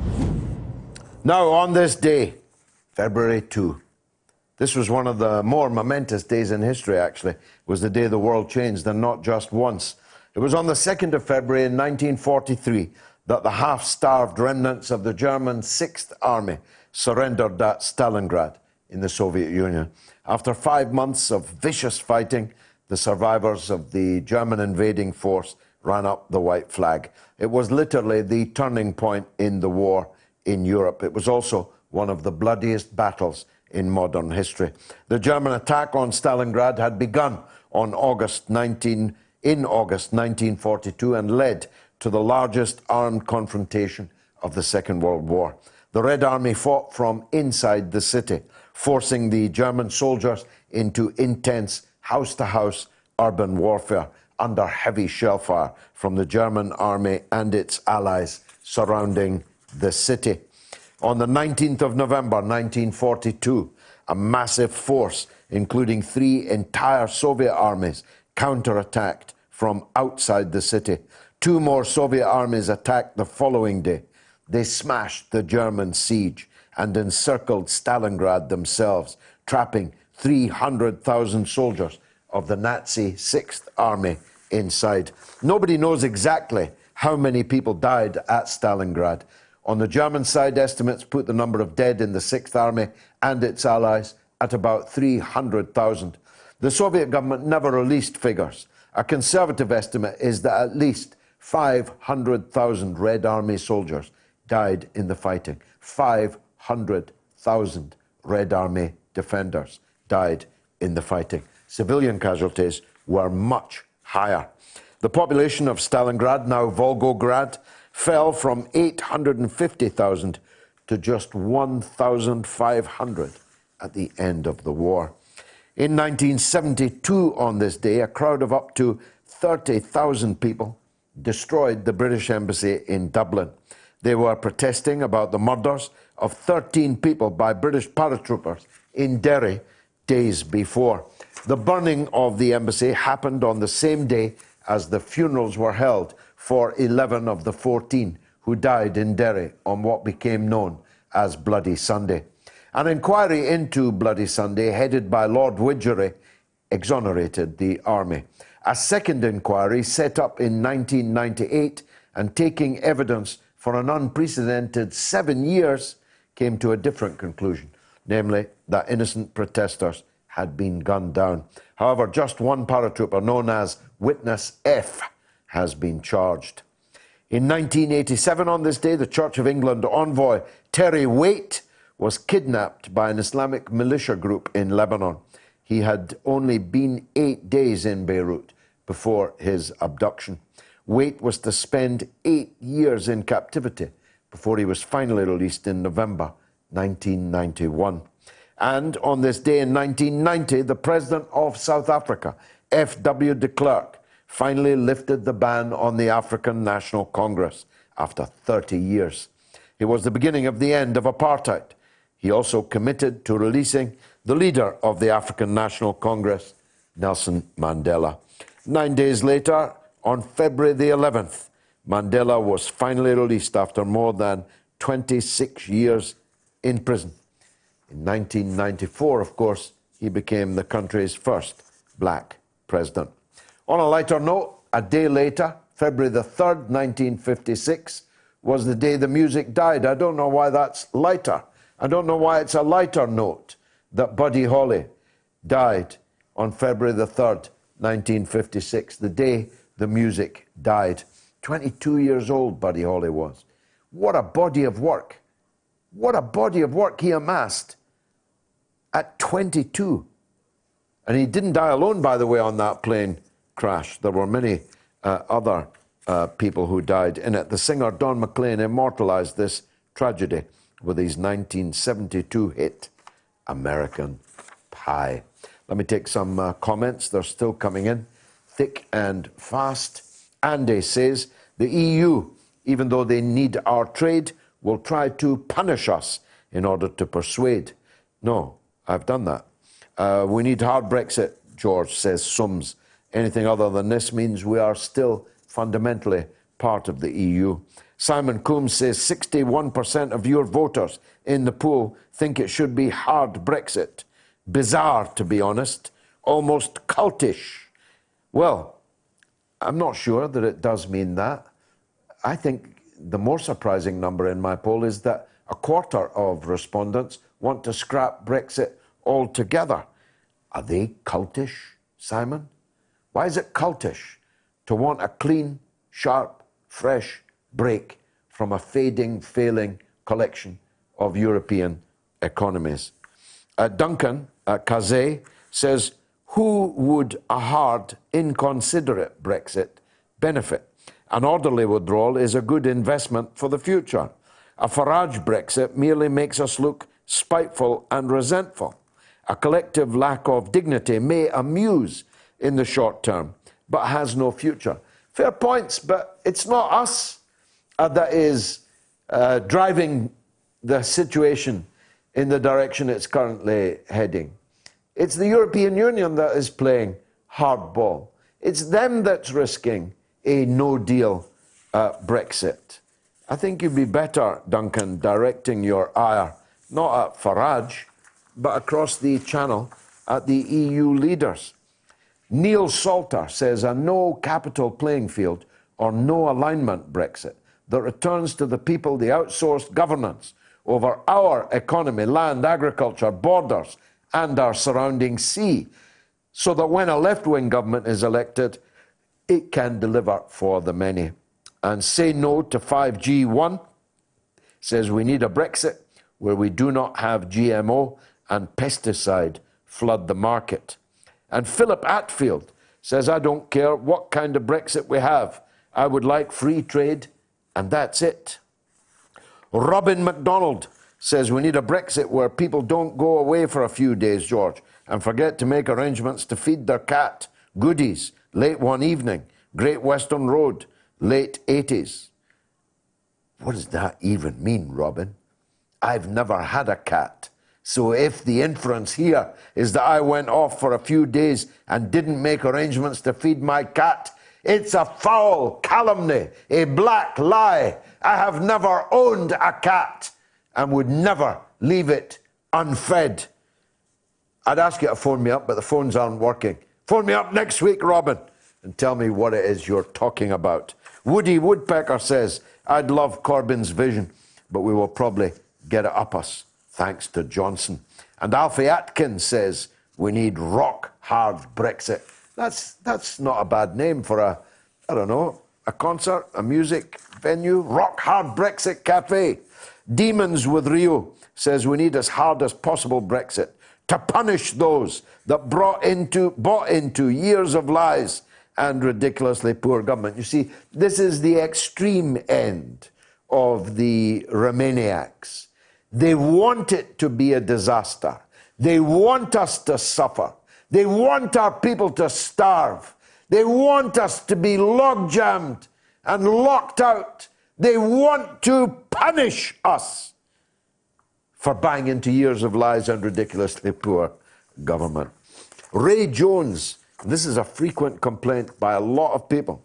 I'm disgusted at the BBC's coverage of the Brexit celebration on its Newsnight programme on Friday evening. The bias towards the EU and against the Brexiteers was staggering. This organisation is now not fit for purpose, and how they act is tantamount to treason. I mean, they are more than just anti-Brexit, they are anti-British and are doing their best to stir up tension and divisions in the country. The quicker Boris takes them to task, the better. Regards, Ray Jones. It is an amazing anomaly, an amazing paradox that the BBC did more than any other media outlet in the country to return Boris Johnson into power. The BBC's conduct in the run-up to the election and even in the election, supposedly governed by law, its performance would have been scandalous in a one-party state. They did more to destroy Corbyn and Labour than any other media outlet. to return Johnson to number 10, and he's going to clean them out. He's going to end, I'm sure, the current arrangements for the BBC. And the BBC are going to discover that there's no one left to defend them. There's no one who's going to stand up and say, no, because they enslaved themselves to the cause of the destruction of the Labour opposition in the election. So why would Labour stand up and defend them? I personally think, and I have for many years, and I've said so many, many times, there is no case in 2020 for a BBC funded on the current basis of a compulsory poll tax where it doesn't matter how much money you've got, you pay the same amount for a license fee. The Duke pays the same as the dustman for a license fee. Even old pensioners having to pay for a license fee. Even me having to pay for a license fee, and I don't even watch it. So I'm not going to defend it. There are many other ways that any television company, any broadcast company can be funded, and the BBC should be set free to discover how well they do. This anti-British, scurrilous, and worst of all, utterly unfunny Nish Kumar sketch that even Andrew Neil, a BBC pillar, has spoken out against. How many people do you think would have voluntarily funded that? And yet the BBC forced you to pay for that, and me. Forced all of us to pay for that. It was a particularly crass, ugly, and utterly unamusing program, and yet you had to pay for it. So I think it is one of history's great ironies that the BBC's death warrant was signed by the very people they did so much to help back into power. Right, that poll's now closed. 2,224 people voted. What kind of Brexit do you want? A, hard, 62%. B, soft, 14%. C, scrap Brexit altogether, 24%. There'll be another poll along in a minute for the final hour. Constance Ahrens says, apart from refugees, why would nation states not have the right to police and control their borders? Police control who enters their polity. This includes unsought immigrants.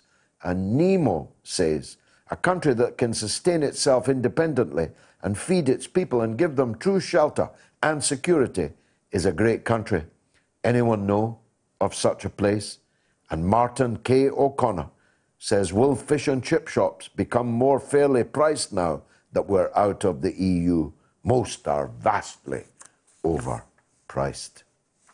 Well, I'll be back for the third hour with a very special guest.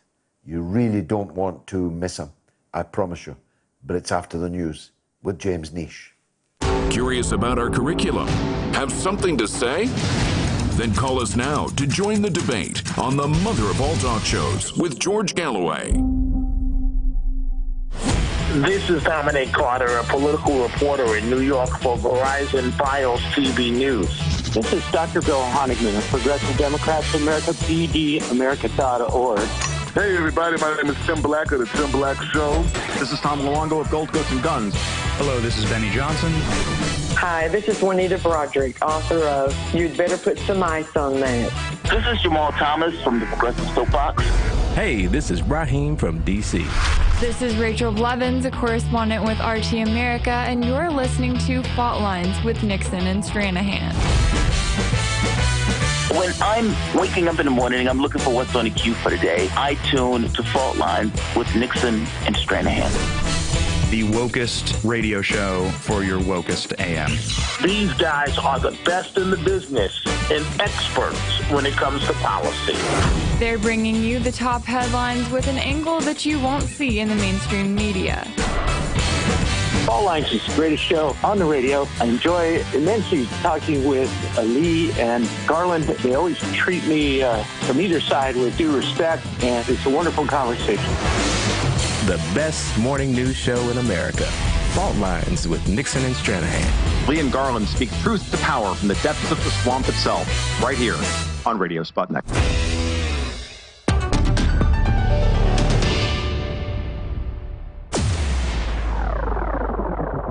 Radio Sputnik. We speak your language. Find us at SputnikNews.com.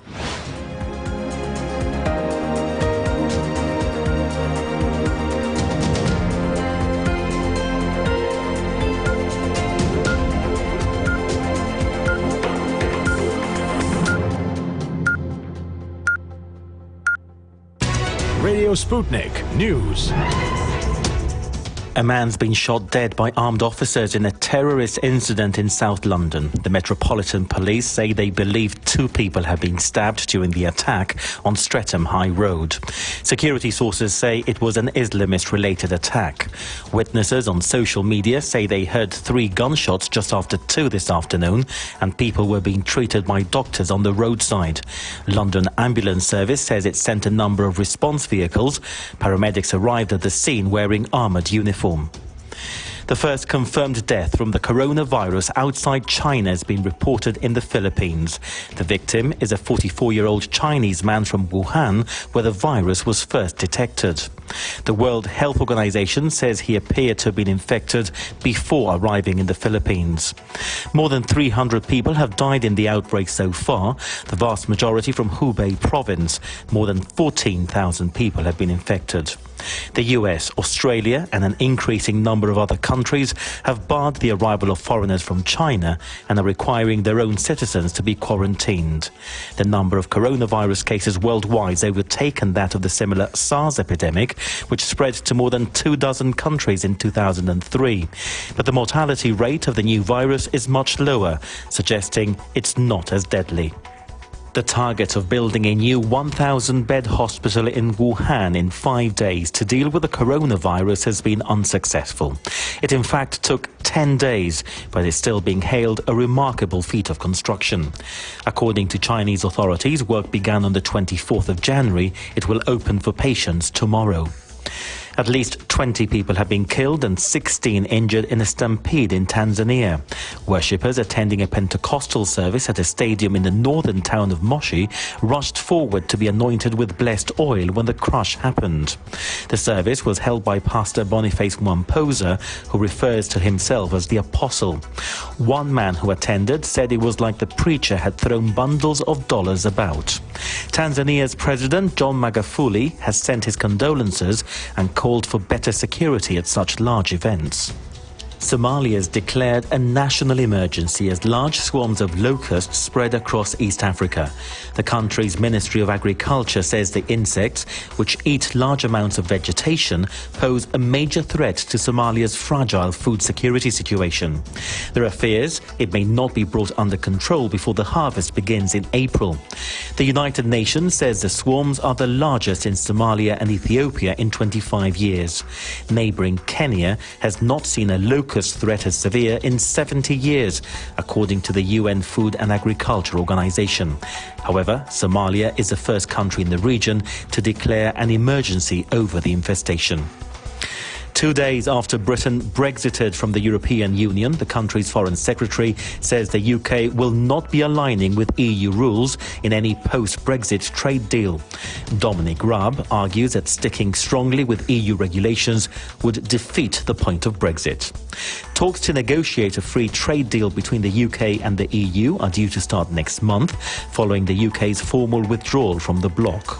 Tomorrow, British Prime Minister Boris Johnson is expected to set out his position ahead of those talks, where he'll tell the EU he's prepared to accept customs checks at Britain's borders if he cannot secure the sort of trade deal he wants. The EU is also expected to set out its position in the coming days. And finally, British companies specialising in DNA testing are offering infidelity tests on intimate items of clothing that may provide evidence of adultery. Some of the companies are also offering parenting tests for horses and dogs. Overseas companies, particularly those in America, have been refusing to process British samples because it breaches a 2004 Human Tissue Act, punishable by up to 3 years in prison, unless the sample's been taken with consent. However, some UK companies perform the tests, assuming the onus for gaining consent is on the customer. The tests range in price from £99 to £500, but you can also buy catch-a-cheat kits online and carry it out at home. Concerned medics and academics have urged the UK government to crack down on it. That's Sputnik News. I'm James Nish.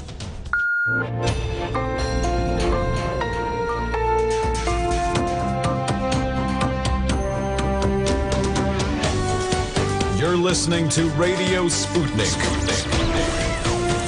Telling the untold. Welcome to the Open University of the Airwaves with George Galloway. Only on Sputnik Radio. A big shout out to my good friend Brian Travers of UB40. And I'm sorry that we didn't meet up on Saturday. Hope to see you soon. Salute to my little granddaughter, Lola. She knows why. And a big salute to you, the audience.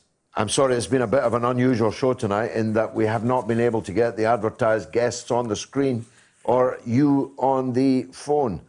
But I hope you think it's still been worthwhile. Certainly the huge number writing to me on Twitter and by email is not diminished in any way. It's meant that I've had to speak for longer, so I'm hoping that the guest who's in the studio with me now will do plenty of talking so that I don't have to.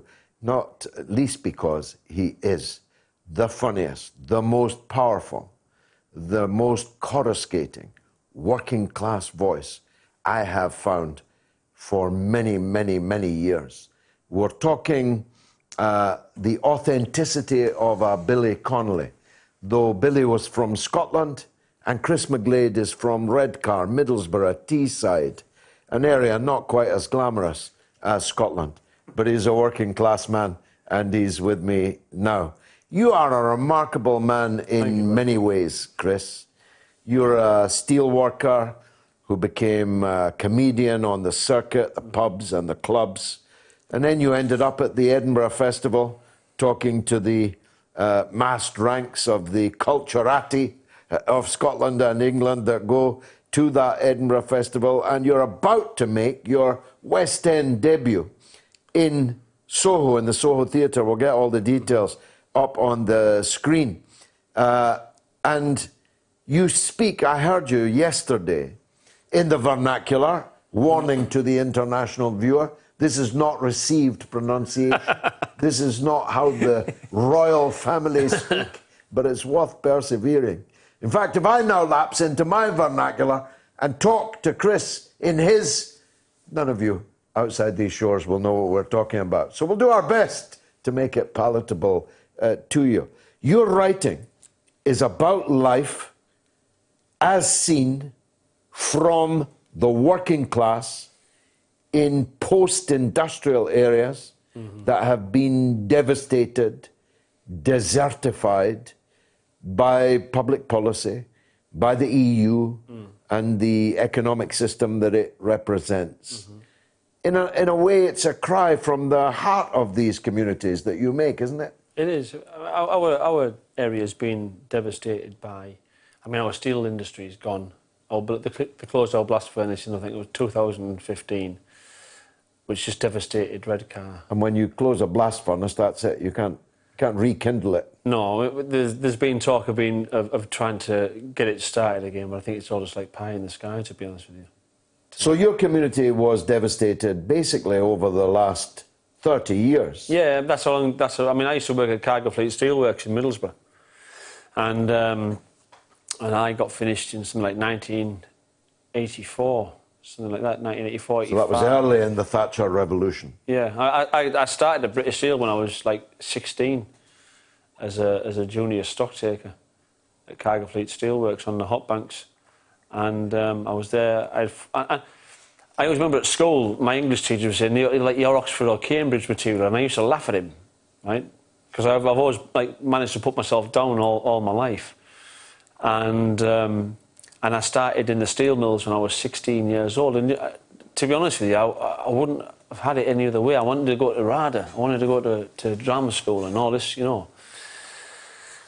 And I kind of had a bit of a resentment, the fact that I never made those places. But when I've thought about it, especially when I wrote Forgiveness, I kind of cast my mind back across my life and the relationships and the things that I've done going into the steel industry and then ICI after that, before I became a stand-up comedian. I wouldn't change those things for anything. No, because they, just like Connolly, they gave you the material that you turned into comedy, didn't they? Or well, the people you met, the things you did. The kind of, you wouldn't have been that funny if you'd gone straight to RADA at 16. Yeah, I appreciate that, but it's also the people that I met and the friends that I've made, you know. People go on about Liverpool being a funny place, and it is a funny place. My old fellow always used to say to me, like, you know, humour was born from adversity, and I agree with that. But like there's been adversity in Liverpool, and everybody concentrates on Liverpool as being a funny place. Middlesbrough and Teesside is so funny. Do you know what I mean? There's that much humour there. People are like, virtually is one of those situations whereby if you don't laugh, you cry sometimes, you know. And I wouldn't have changed my life growing up through all of those things and meeting those characters and the people in my area. You know, it's part of who I am. Let's turn then to Forgiveness. Let me paraphrase. Somebody murdered your father with his bare hands and then set him on fire, and you've forgiven them. Not many people will understand that. Okay, so it was in 2011, and I was in Billy Elliot in the West End, and my father had a friend who was homeless. He was alcoholic. He lost his job. He didn't have anywhere to go, and he went round to my father's house wanting somewhere to stay. And my father said, yeah, okay, then you can stay here. And that's as much as we know for certain. The stuff that came out in court was an argument started. He wanted money for drink or wanted more drink, and Dad wouldn't give him any money, so he strangled Dad for 5 minutes and then robbed him, set his body on fire to cover his tracks, make it look like Dad had had a cigarette in bed or whatever. Went off to Tesco 24 to get some more alcohol or drink. Came back, checked that the fire was going, and off he went. And I mean, we found out the following day, on the Saturday, that Dad had died. We thought that at that time, the police were just telling us there'd been a house fire. But I mean, I went to the house, so I drove over to my father's house, and it was like that scene from E.T. where they've got the plastic tent over the front of the house, and these people in white suits and masks and all this, you know, and it didn't look quite right to me.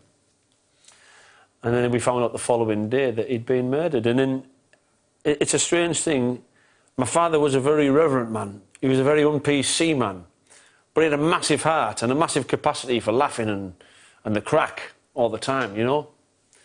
And the police... He was Irish, right? Well, he was the grandson of an Irish immigrant. And Dad never took anything seriously. He was always ribbing people all the time, but it was always done without malice. There was never any malice there, even though some of the things he said were outrageous. And when the police on the Sunday came to the house, I was in our conservatory, and 4 of the biggest detectives you've ever seen in your life came into the house and said that, you know, your father's been murdered, he was strangled and he was set on fire, and I broke down. And I won't spoil it because I don't think if people want to come and see the show, when I came right, I looked at the conservatory window and I cracked probably the most un-PC joke that I've ever cracked in my life, and I started to laugh. And the look on the policemen's faces was unbelievable. These detectives couldn't believe I'd told this joke, and it was in the moment, and I was laughing. And my wife at the time said, "It's just his way." And it was just my way, but it was also my father's way as well, you see. And in that moment, I just felt him all the way down my right-hand side. And he was with me and he was saying, that's what you do, go on, give it some, don't get offended. And how quickly did they find the murderer? They found him within a day, because he was sleeping rough. He murdered Dad on the early hours of the Saturday morning, and by the early hours of Sunday morning, they found him asleep in a lay-by in his car, drunk. And that's how they got him, you see. Did he plead guilty? Well, he did at first. He admitted that he did it. And, I mean, this was one of the worst days of all in court. Because, like, certain days in the court trial, you know, I was there for the full 2 weeks, but there were certain days that were worse than others. And one of the worst days was they had a massive television screen there, and they showed the footage of the interview in the police station. And for like maybe it was like a 4-hour tape, and then after what, maybe 3 hours 20 minutes, they asked him something, and he just said, "Yeah, I killed him. Yeah, I strangled him." And it was just like that. Yeah, that was. It's just like, you know, it was like nothing. No remorse. There didn't seem to be at that time. I've got to be honest with you. And in that, because remorse is necessary for forgiveness, isn't it? Well, I suppose it would be for me. Well, it wasn't for me, because I knew. You see, I believe that there's a force of darkness and there's a force of light, and they vie. I believe that they vie for people's free will all the time, and I think that force of darkness took hold of that man on that night.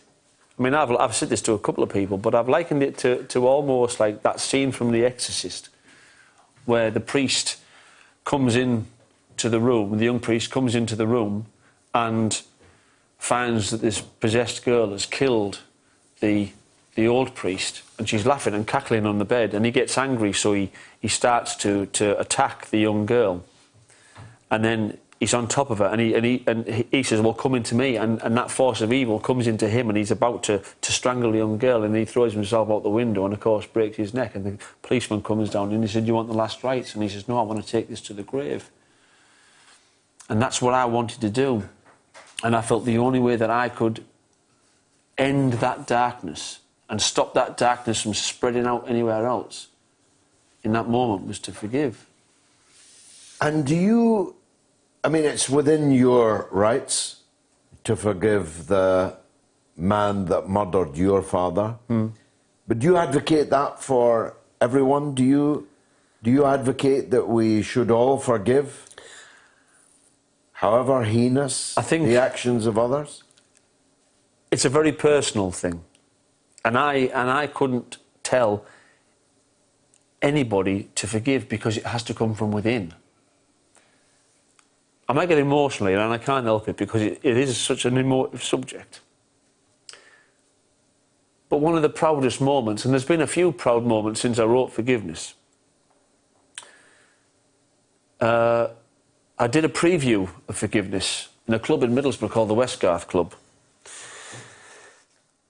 And 2 people travelled all the way from Milton Keynes, over 200 miles, to come to Middlesbrough to watch this show of mine. And one of the people, this lady, her cousin had been murdered, stabbed however many times.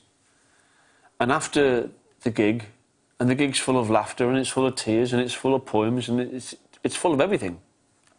After the gig, she said to me, "You started me on that road to forgiveness." And that was one of the proudest moments. Because, you see, when I wrote Forgiveness, I just wrote it basically as a eulogy to my father. I wrote it trying to pay homage to his life and to what he was as a man and to what he believed in, you know, and to all those working class stories that I grew up with. And I wanted to be a voice for that too. So for the very fact that this lady had travelled with a partner 200 miles and watched my show and felt as though I'd started her on that road to forgiveness, for me was just like mind-blowing, you know. And that was echoed through the Edinburgh Festival. It wasn't just people who'd suffered murder. There were people who'd suffered loved ones committing suicide, taking their own lives. So there's somebody who had suffered murder came at the Edinburgh Festival. The people who came to the preview in Middlesbrough, they're now coming again to the Soho Theatre in London to see it, with another couple who've also suffered murder. And my ambition when I finished Edinburgh would be to fill a massive theatre with people who'd suffered and now see not just murder but suicide or any kind of grief or in any way where people had done them wrong, and get them all to laugh and laugh together and laugh at each other and hopefully try and get them to forgive as well. So it's cathartic, it's therapeutic in your view? Well, it has been for me personally. I mean, I've had, since it happened in 2011, I've had a certain amount of mental health problems, you know, or not, if you want to call them mental health problems. I've had to deal with depression and stuff like this, and the old black dog, you know. And I've had to have counselling through the Homicide Victim Support Group. And last March, I was kind of like a bit of a guinea pig because they tried out this new therapy called TIR, Trauma Impact Reduction. And I went down to Bradford to the Homicide Victim Support head office, and we did that. And it was like open-ended. There were no time limits or constraints upon it. And I was there for 6 hours, and there was all kinds of stuff coming out. Do you know what I mean? And that was great for me. But doing the show, it's kind of like put me back in touch with my dad.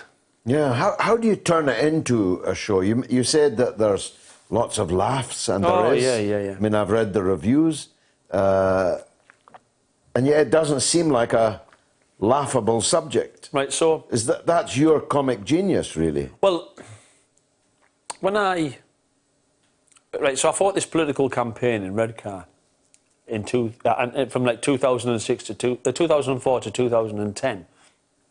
And when I finished, I went through all kinds of torture. But we beat our council and Persimmon Homes in the House of Lords and changed the law in this country, and we uncovered potential corruption and all this and that and the other, and we scattered the protagonists to the four winds.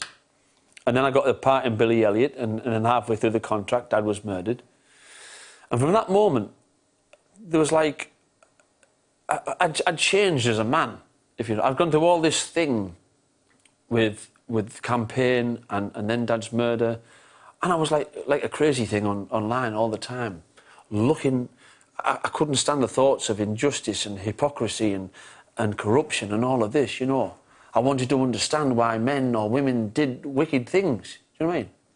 And I went online one time and I found this study. I think it was written by a Jewish guy, and it was about humour in the death camps and how these poor people in places, evil places like Treblinka and Auschwitz, Sobibor and these kind of places, still found it within themselves to laugh at their situation. And they made jokes about their situation. And I found that like fascinating, you know. And when I started writing forgiveness, I was kind of like in the same position, because I felt as though there was a message there to take out to people. But I'm a comedian. That's what I do for a living. And so what I tried to do was I tried to amalgamate that working men's club style of comedy, where I started in Redcar and Middlesbrough and Teesside. I tried to amalgamate that with the more thought-provoking, metropolitan, liberal, talking heads kind of comedy. Yeah, that's going to be quite a big leap. Well, you've already made it, actually, at the Edinburgh Festival. The Edinburgh Festival is as far away from a working man's club in Redcar as the Soho Theatre is going to be. You nervous in any way about facing a West End crowd? I was more nervous coming here tonight. I've seen you perform. You perform with such power. I'm sure you're going to blow them away. When does it start? How do people get tickets? I am at the I'm at the Soho Theatre from Wednesday the 26th of February. 26th of February, yeah. Wednesday to Saturday the 29th, inclusive. 29th. 3 nights. 4 nights. In the West End. There's your Oh, there's the poster actually on screen now. Soho Theatre, Chris McGlade, Forgiveness. It's a rather fetching poster picture, that one, actually, Chris. I think it's been airbrushed in I think you've got a wee bit of makeup there.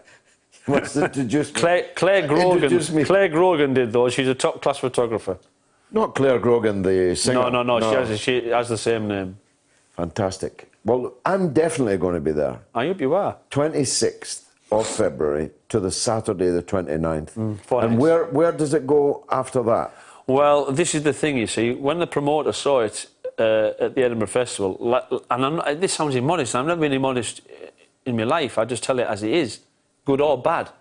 But when the promoter saw it in Edinburgh, he was absolutely blown away. And he wanted, or he wants to take it on tour. But the problem with that is I don't have a name to sell tickets.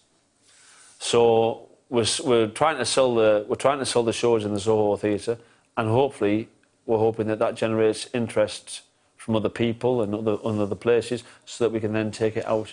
Yeah, well, everybody didn't have a name in the beginning. They all made their name. Yeah, but I've been going 32 years, George. Yeah, but they don't know that. But I've been in the very short time that I've known you, I'm absolutely certain that there's a huge international, not just national, market, not just for Forgiveness, but for the style of invective and rhetoric and humour that you have managed to meld together. Not bad for a borough lad. Not bad for a borough lad from the Steelworks. Chris McGlade, I'll see you at the Soho Theatre. Shall I do my poem? Do you want me to do a poem? Oh, I'm always up for your poems, please. Okay, so I wrote this poem. This is something this wasn't in the Edinburgh Festival, but I've decided, especially after what happened this afternoon in London, in Streatham, because I think the world's a mean place. Oof. Absolutely. And I think everybody is stirred up. I think the press, to a large degree, stir people up and play people off against each other. And I think that the whole country, the whole world, needs a bit more forgiveness at this moment in time. So I wrote this poem. It wasn't featured in the Edinburgh show, but I've tried to put it in for the Soho Theatre, and it's called Forgiveness. Forgiveness. Trips off the tongue like a lovey, doesn't it? But it's not so easy to do for most. Forgiveness. The art of lifting yourself above pain inflicted and never giving up the ghost on your ability to bear your soul, be human, to show that you have heart. Forgiveness. I've messed it up, sorry. I'll have to do it. Forget it. I was going great, then all of a sudden my heart started going, my AF kicked in. It's a great poem, but just forget it. I'll forgive you. Forgive me. I'll forgive you for forgetting George. your lines. And I know that you won't forget them. No. On the 26th. 26th to the 29th. 26th to the 29th of February in the Soho Theatre. Chris McGlade. Give me another go. Let me have another go at it. Yeah, go on. Have you remembered it? Yeah. Hold on. Forgiveness. Trips off the tongue like a lovey, doesn't it? But it's not so easy to do for most. Forgiveness. The art of rising above pain inflicted and never giving up the ghost on your ability to bear your soul, be human, to show that you have heart. Forgiveness. It's never an ending. It's only ever just the start of allowing yourself to be at peace and accept life's warmth and love. Forgiveness. To fill your days with laughter, you only have to rise above. Forgiveness is a key to unlock a door of hope and bring your spirit truth.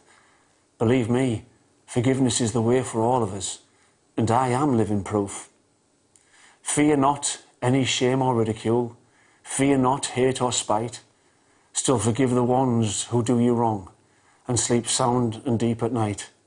Let forgiveness cast off your shackles of anger and doubt. Be tormented by dark angels and grief no longer. Allow yourself to forgive someone, and let's all make this broken world much stronger with forgiveness. There you go. Brilliant, fantastic. I look forward to seeing you in the Soho Theatre. Thanks very much. You put me off there looking at Chris McGlade. I was looking at you too longingly. Poll number 2. How long did your New Year resolution last? A week. B, a month. C, still resolving. You can vote now on my Twitter feed. Let's take a quick break. We got...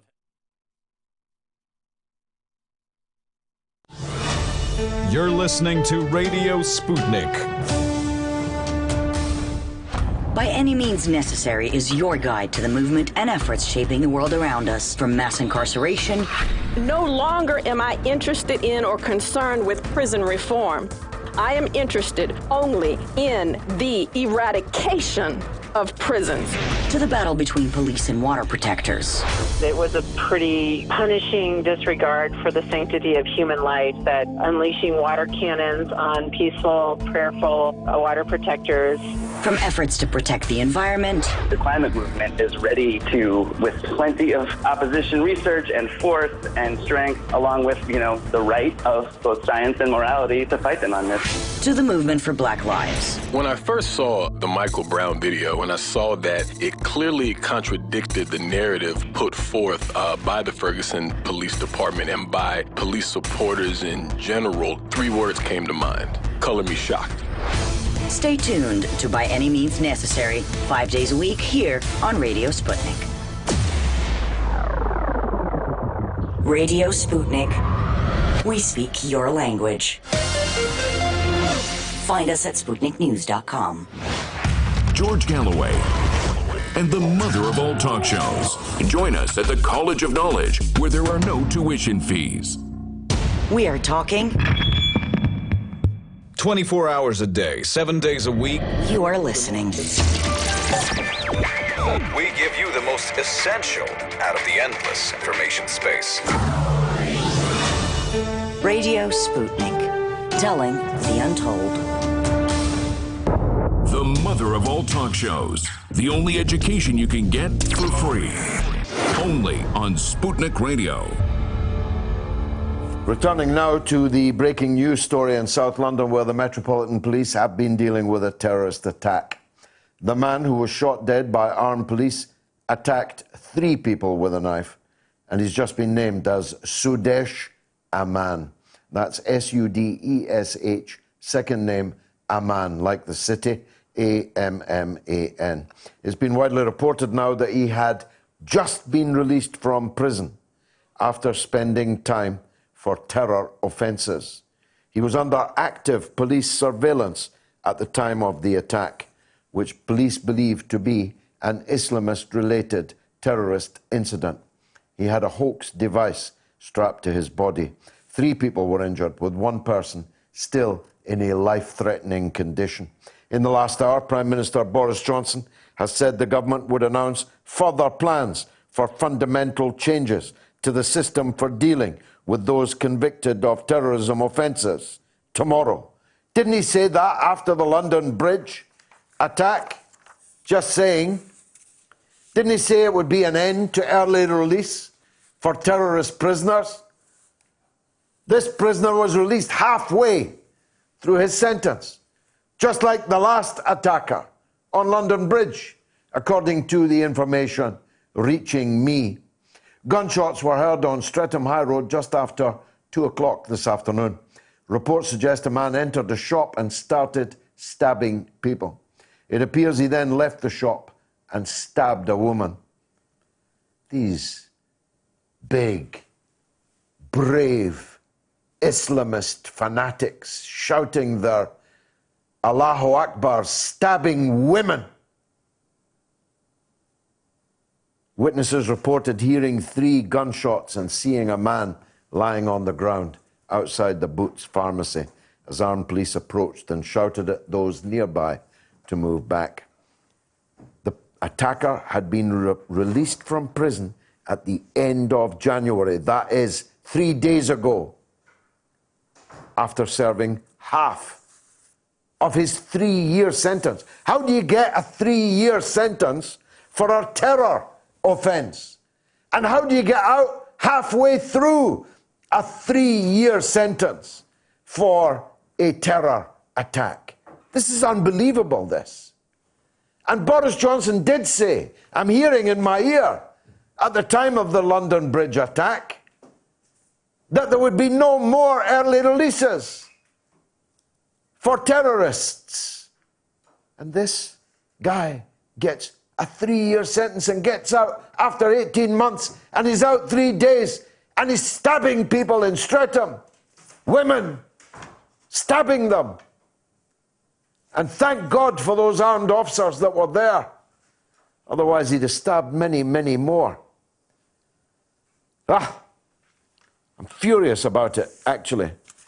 Chris, have you got a graphic of my book that I was talking about earlier? Can you put it up? Just so people can see it. It's very beautiful. That's it. My debut novel, Queensway. You can get it. info@georgegalloway.com. Thanks for that, Chris. I appreciate it. That's 3-4 unsold. Lord Manchester said Sinn Féin had the first woman MP, indeed, Constance Markovich.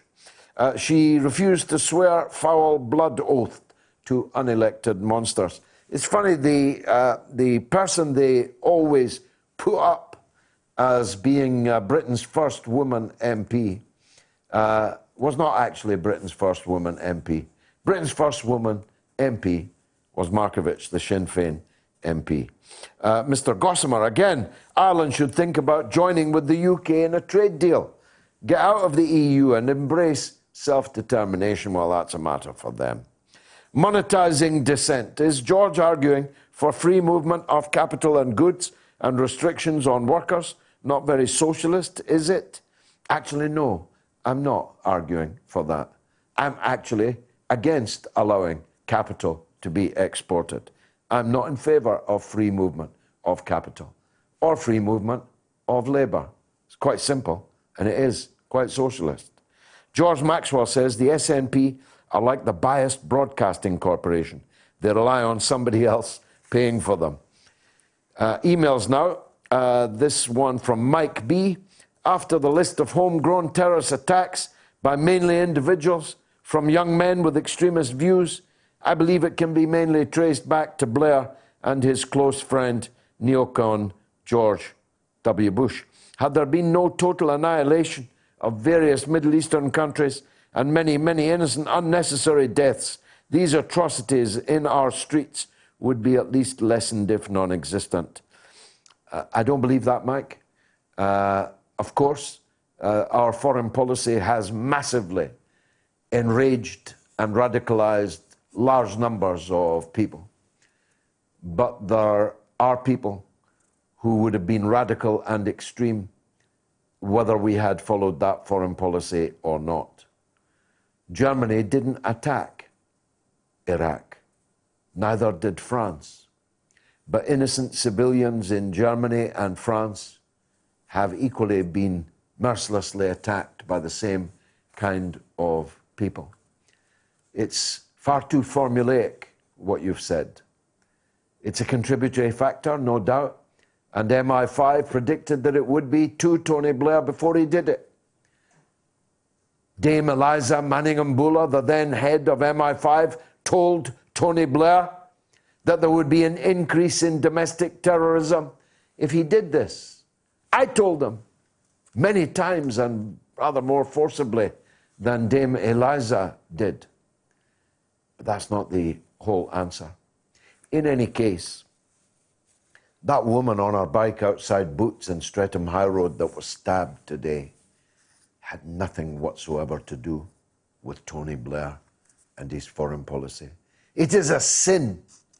It is a sin in any religion, a crime in any language, to hurt, maim, murder innocent people for the crimes of guilty people. James in Dundee said, it's hard Brexit all the way. Europe are running scared. They need us more than we need them. I think more countries will follow suit and leave, but personally, I couldn't care. I only want what's best for Scotland and the UK as a whole. Rod says, looking forward to the book. Never mind the man in the high castle. George is the man on the high horse. Very good. Thanks, Rod. Corbyn's absolute first priority when he became Labour leader should have been to reform the Labour Party from a neoliberal Blairite party back to a socialist working class one. Instead, he buried his head in the sand and ignored the threat from the Blairite quislings until the Blairites manoeuvred Corbyn into an electoral death trap, U-turn on Brexit, which clearly Corbyn only did as yet another act of appeasement for the Blairites. But if he had purged them, he would never have had to appease them in the first place. And this, says Dave, I will never forgive Corbyn over. George says, I'm sorry I missed the Workers' Party launch in Birmingham, but I hear there's going to be an event in Cardiff soon, so I'll definitely be there. I just wanted to say that this unsubstantiated attack on you by the Troll Factory to get you removed from Twitter is an absolute omni-shambles. Who are they to dictate who can and can't have their say on social media, a medium designed to promote open discussion and debate? I don't even remotely agree with Katie Hopkins, but I do believe in free speech and not censorship. Letting celebrities dictate who should be censored and banned is a really scary step towards an Orwellian nightmare. This is around the same time that Elizabeth Warren announced she's embarking on a campaign to tackle disinformation. Why is she an authority to trust on information? The Ministry of Truth delivered to you by the woman who just got wrongfully accusing Bernie Sanders and who lied about our CV and heritage. Anyway, wish you all the best. Thank you for that, George. Gary from Newport says, I was very impressed to hear that China built a hospital within 8 days, but the question arises, is it built with the stringent building controls that we use in the West? I have my doubts. Gary, get out of here. Have you been in a British hospital recently? Stringent building controls? My goodness, man. I cannot believe this kind of thing. I just heard on our own news that the Chinese had failed to build their hospital in 5 days and that it took them 10. Have you looked at the HS2 project, which is already years behind schedule and double the price? £100 billion, years behind. If this outbreak had happened in Britain, the health service I heard about yesterday from Dr. Bob Gill would already have collapsed by now under the pressure of it. And don't get me started on the United States, where they don't even have a health service at all. Will in Singapore, 6 against competition, 57 places below them in one cup. Knocked out despite winning in the other cup 3 days later. Against competition their own size. No wins in 3. Whose head should roll, George? Ole, Woodward, or the Glazers? All of them, I say. Ole Gunnar Solskjaer has won 10 Premier League games in 10 months. Dear George, loving the show as always. I can't help thinking that you were twinned on Twitter with Katie Hopkins for culling purposes by a group that includes people who agree with Katie Hopkins and who had traduced Corbyn and yourself to give the appearance of fair-minded denial of free speech. It backfired. Don't you love own goals? Says Tony Getliff. I do. I quite like them. How long did your New Year resolution last? A week, 24%. A month, 9%. Still resolving, 67%. Not sure I believe what the cops tell me. Remember that Brazilian guy they murdered? Get out of here. He's just been released 3 days ago from a terrorist sentence of 3 long years, cut to 18 months for good behavior.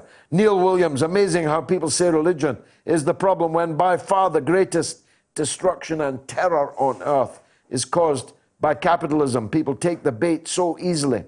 And Wesley Mank says the loons were active terrorists while in Syria and Libya, but we called them moderates, didn't we?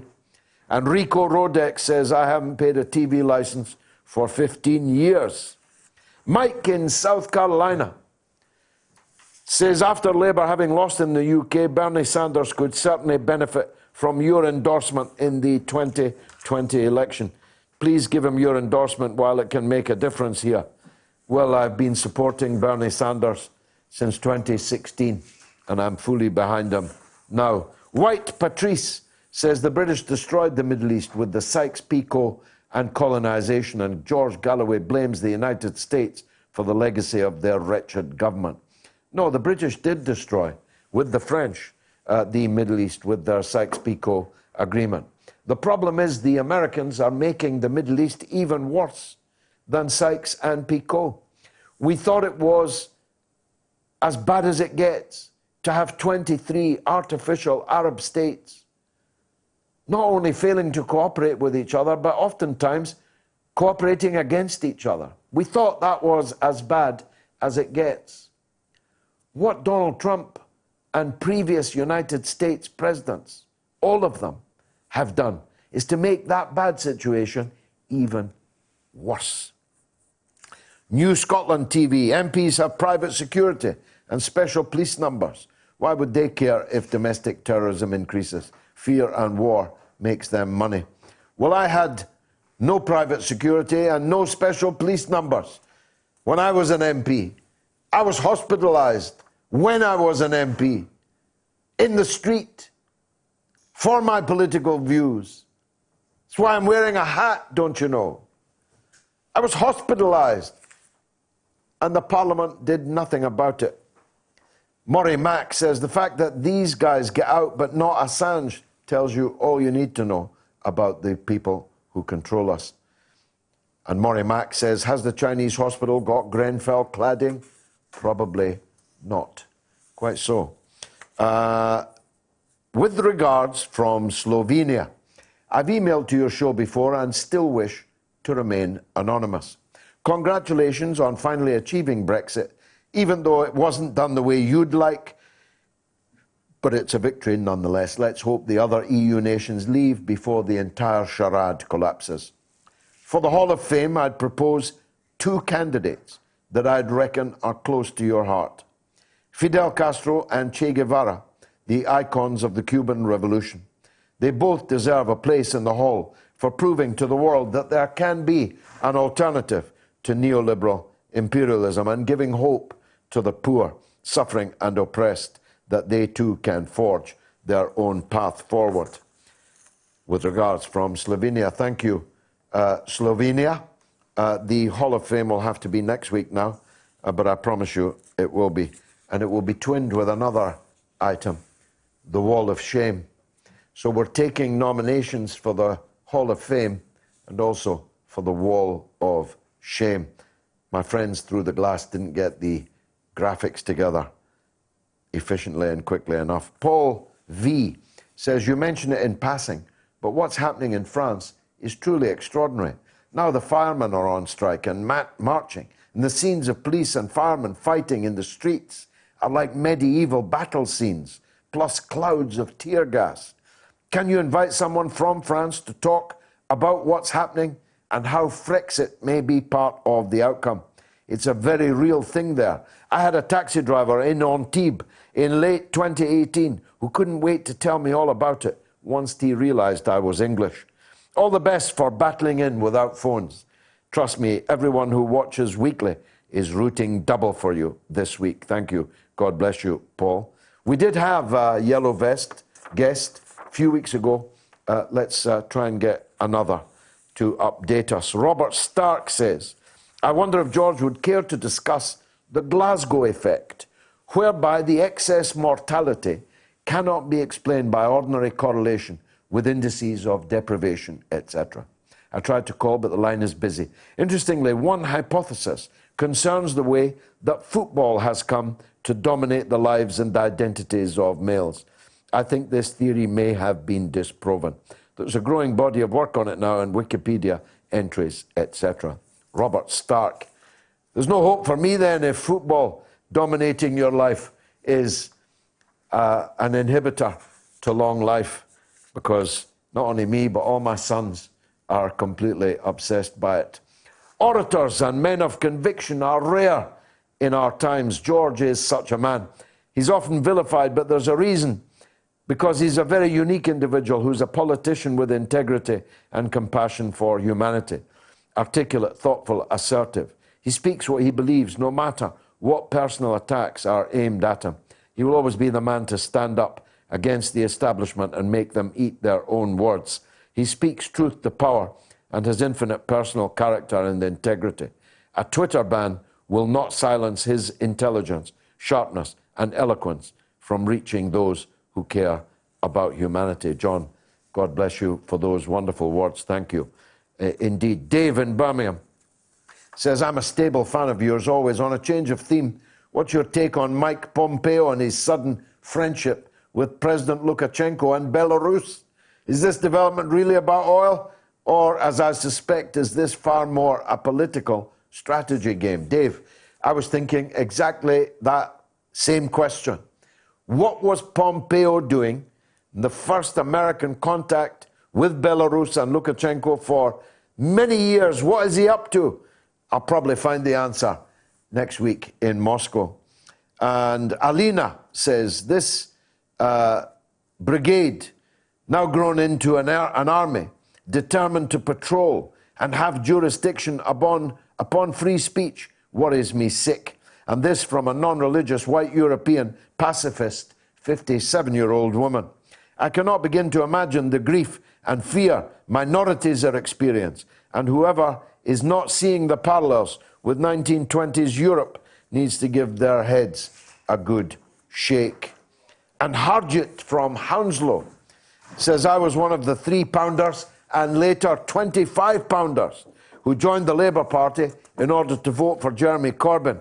Should I part with another £25 to vote in Rebecca Long-Bailey and put the same effort behind her? Would she really be a continuation of Corbyn? Your advice, as always, will be much appreciated. Well, it's not really my business, Harjit, but you've tempted me into the fray. I knew Jeremy Corbyn. Jeremy Corbyn was a friend of mine. Rebecca Long-Bailey, you're no Jeremy Corbyn. To be fair, you're not even pretending to be, but even if you did, you would not be able to do so.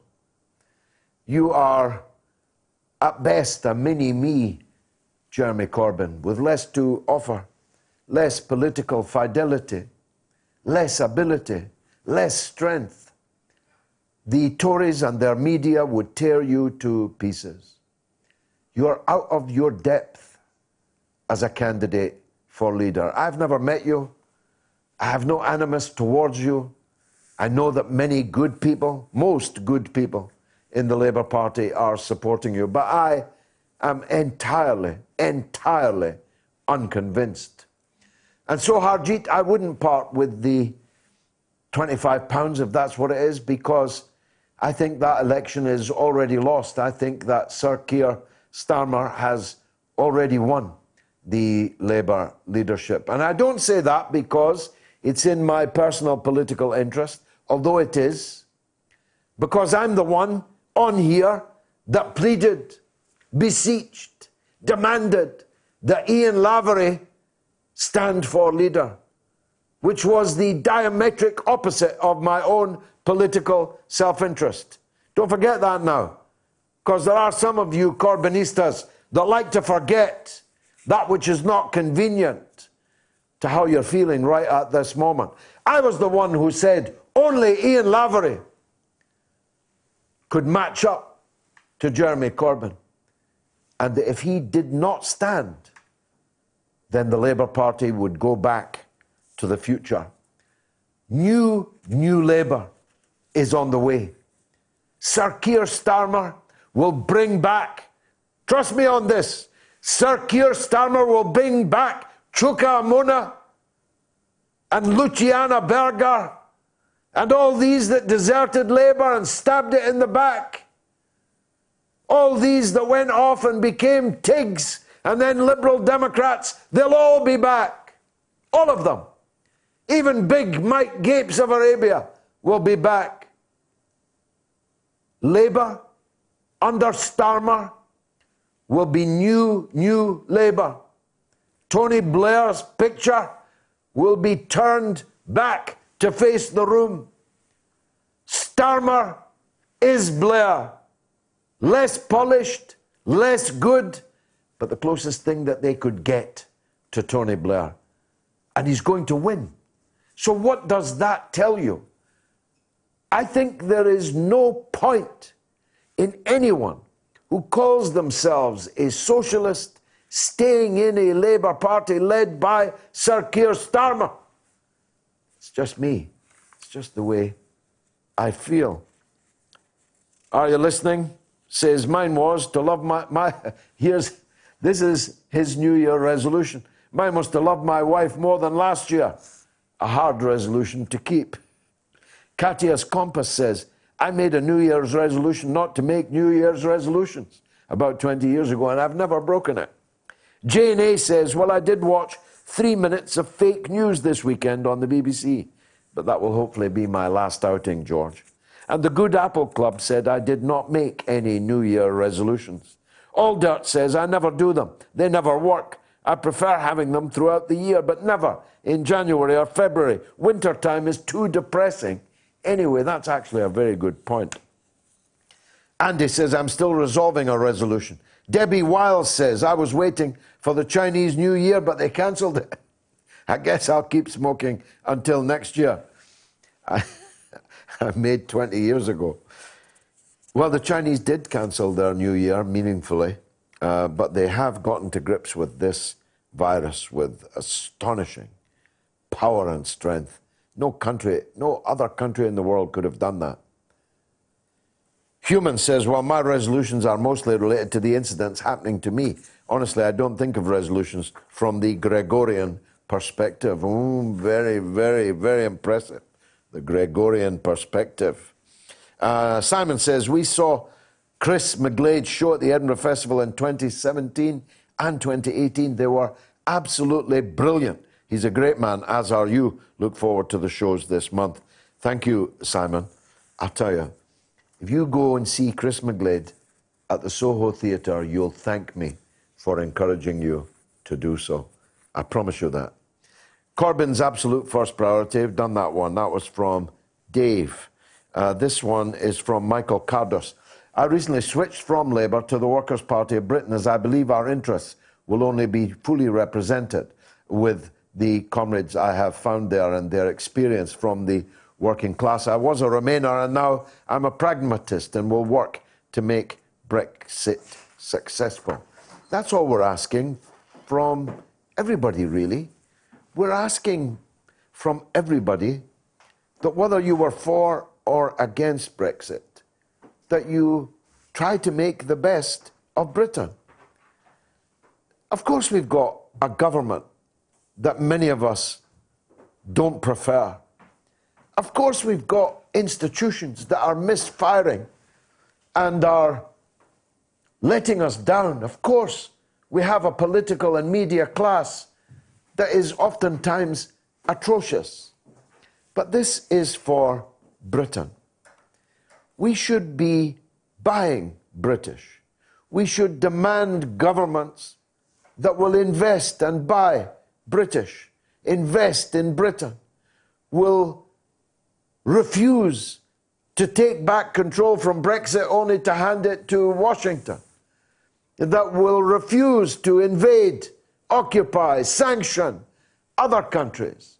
A Britain like the one I talked about in my short that we played in the first hour. A better Britain, one that we can be proud of. Now, it'll take time to get there, but we, all of us, can make a change in ourselves. We can become that little bit more thoughtful and patriotic.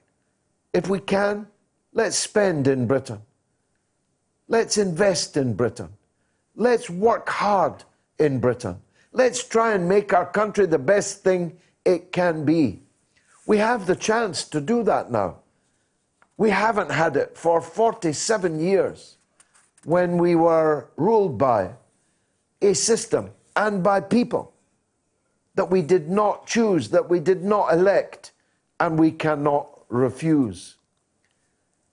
I'm not a flag-waving kind of guy. My flag is red rather than red, white, and blue.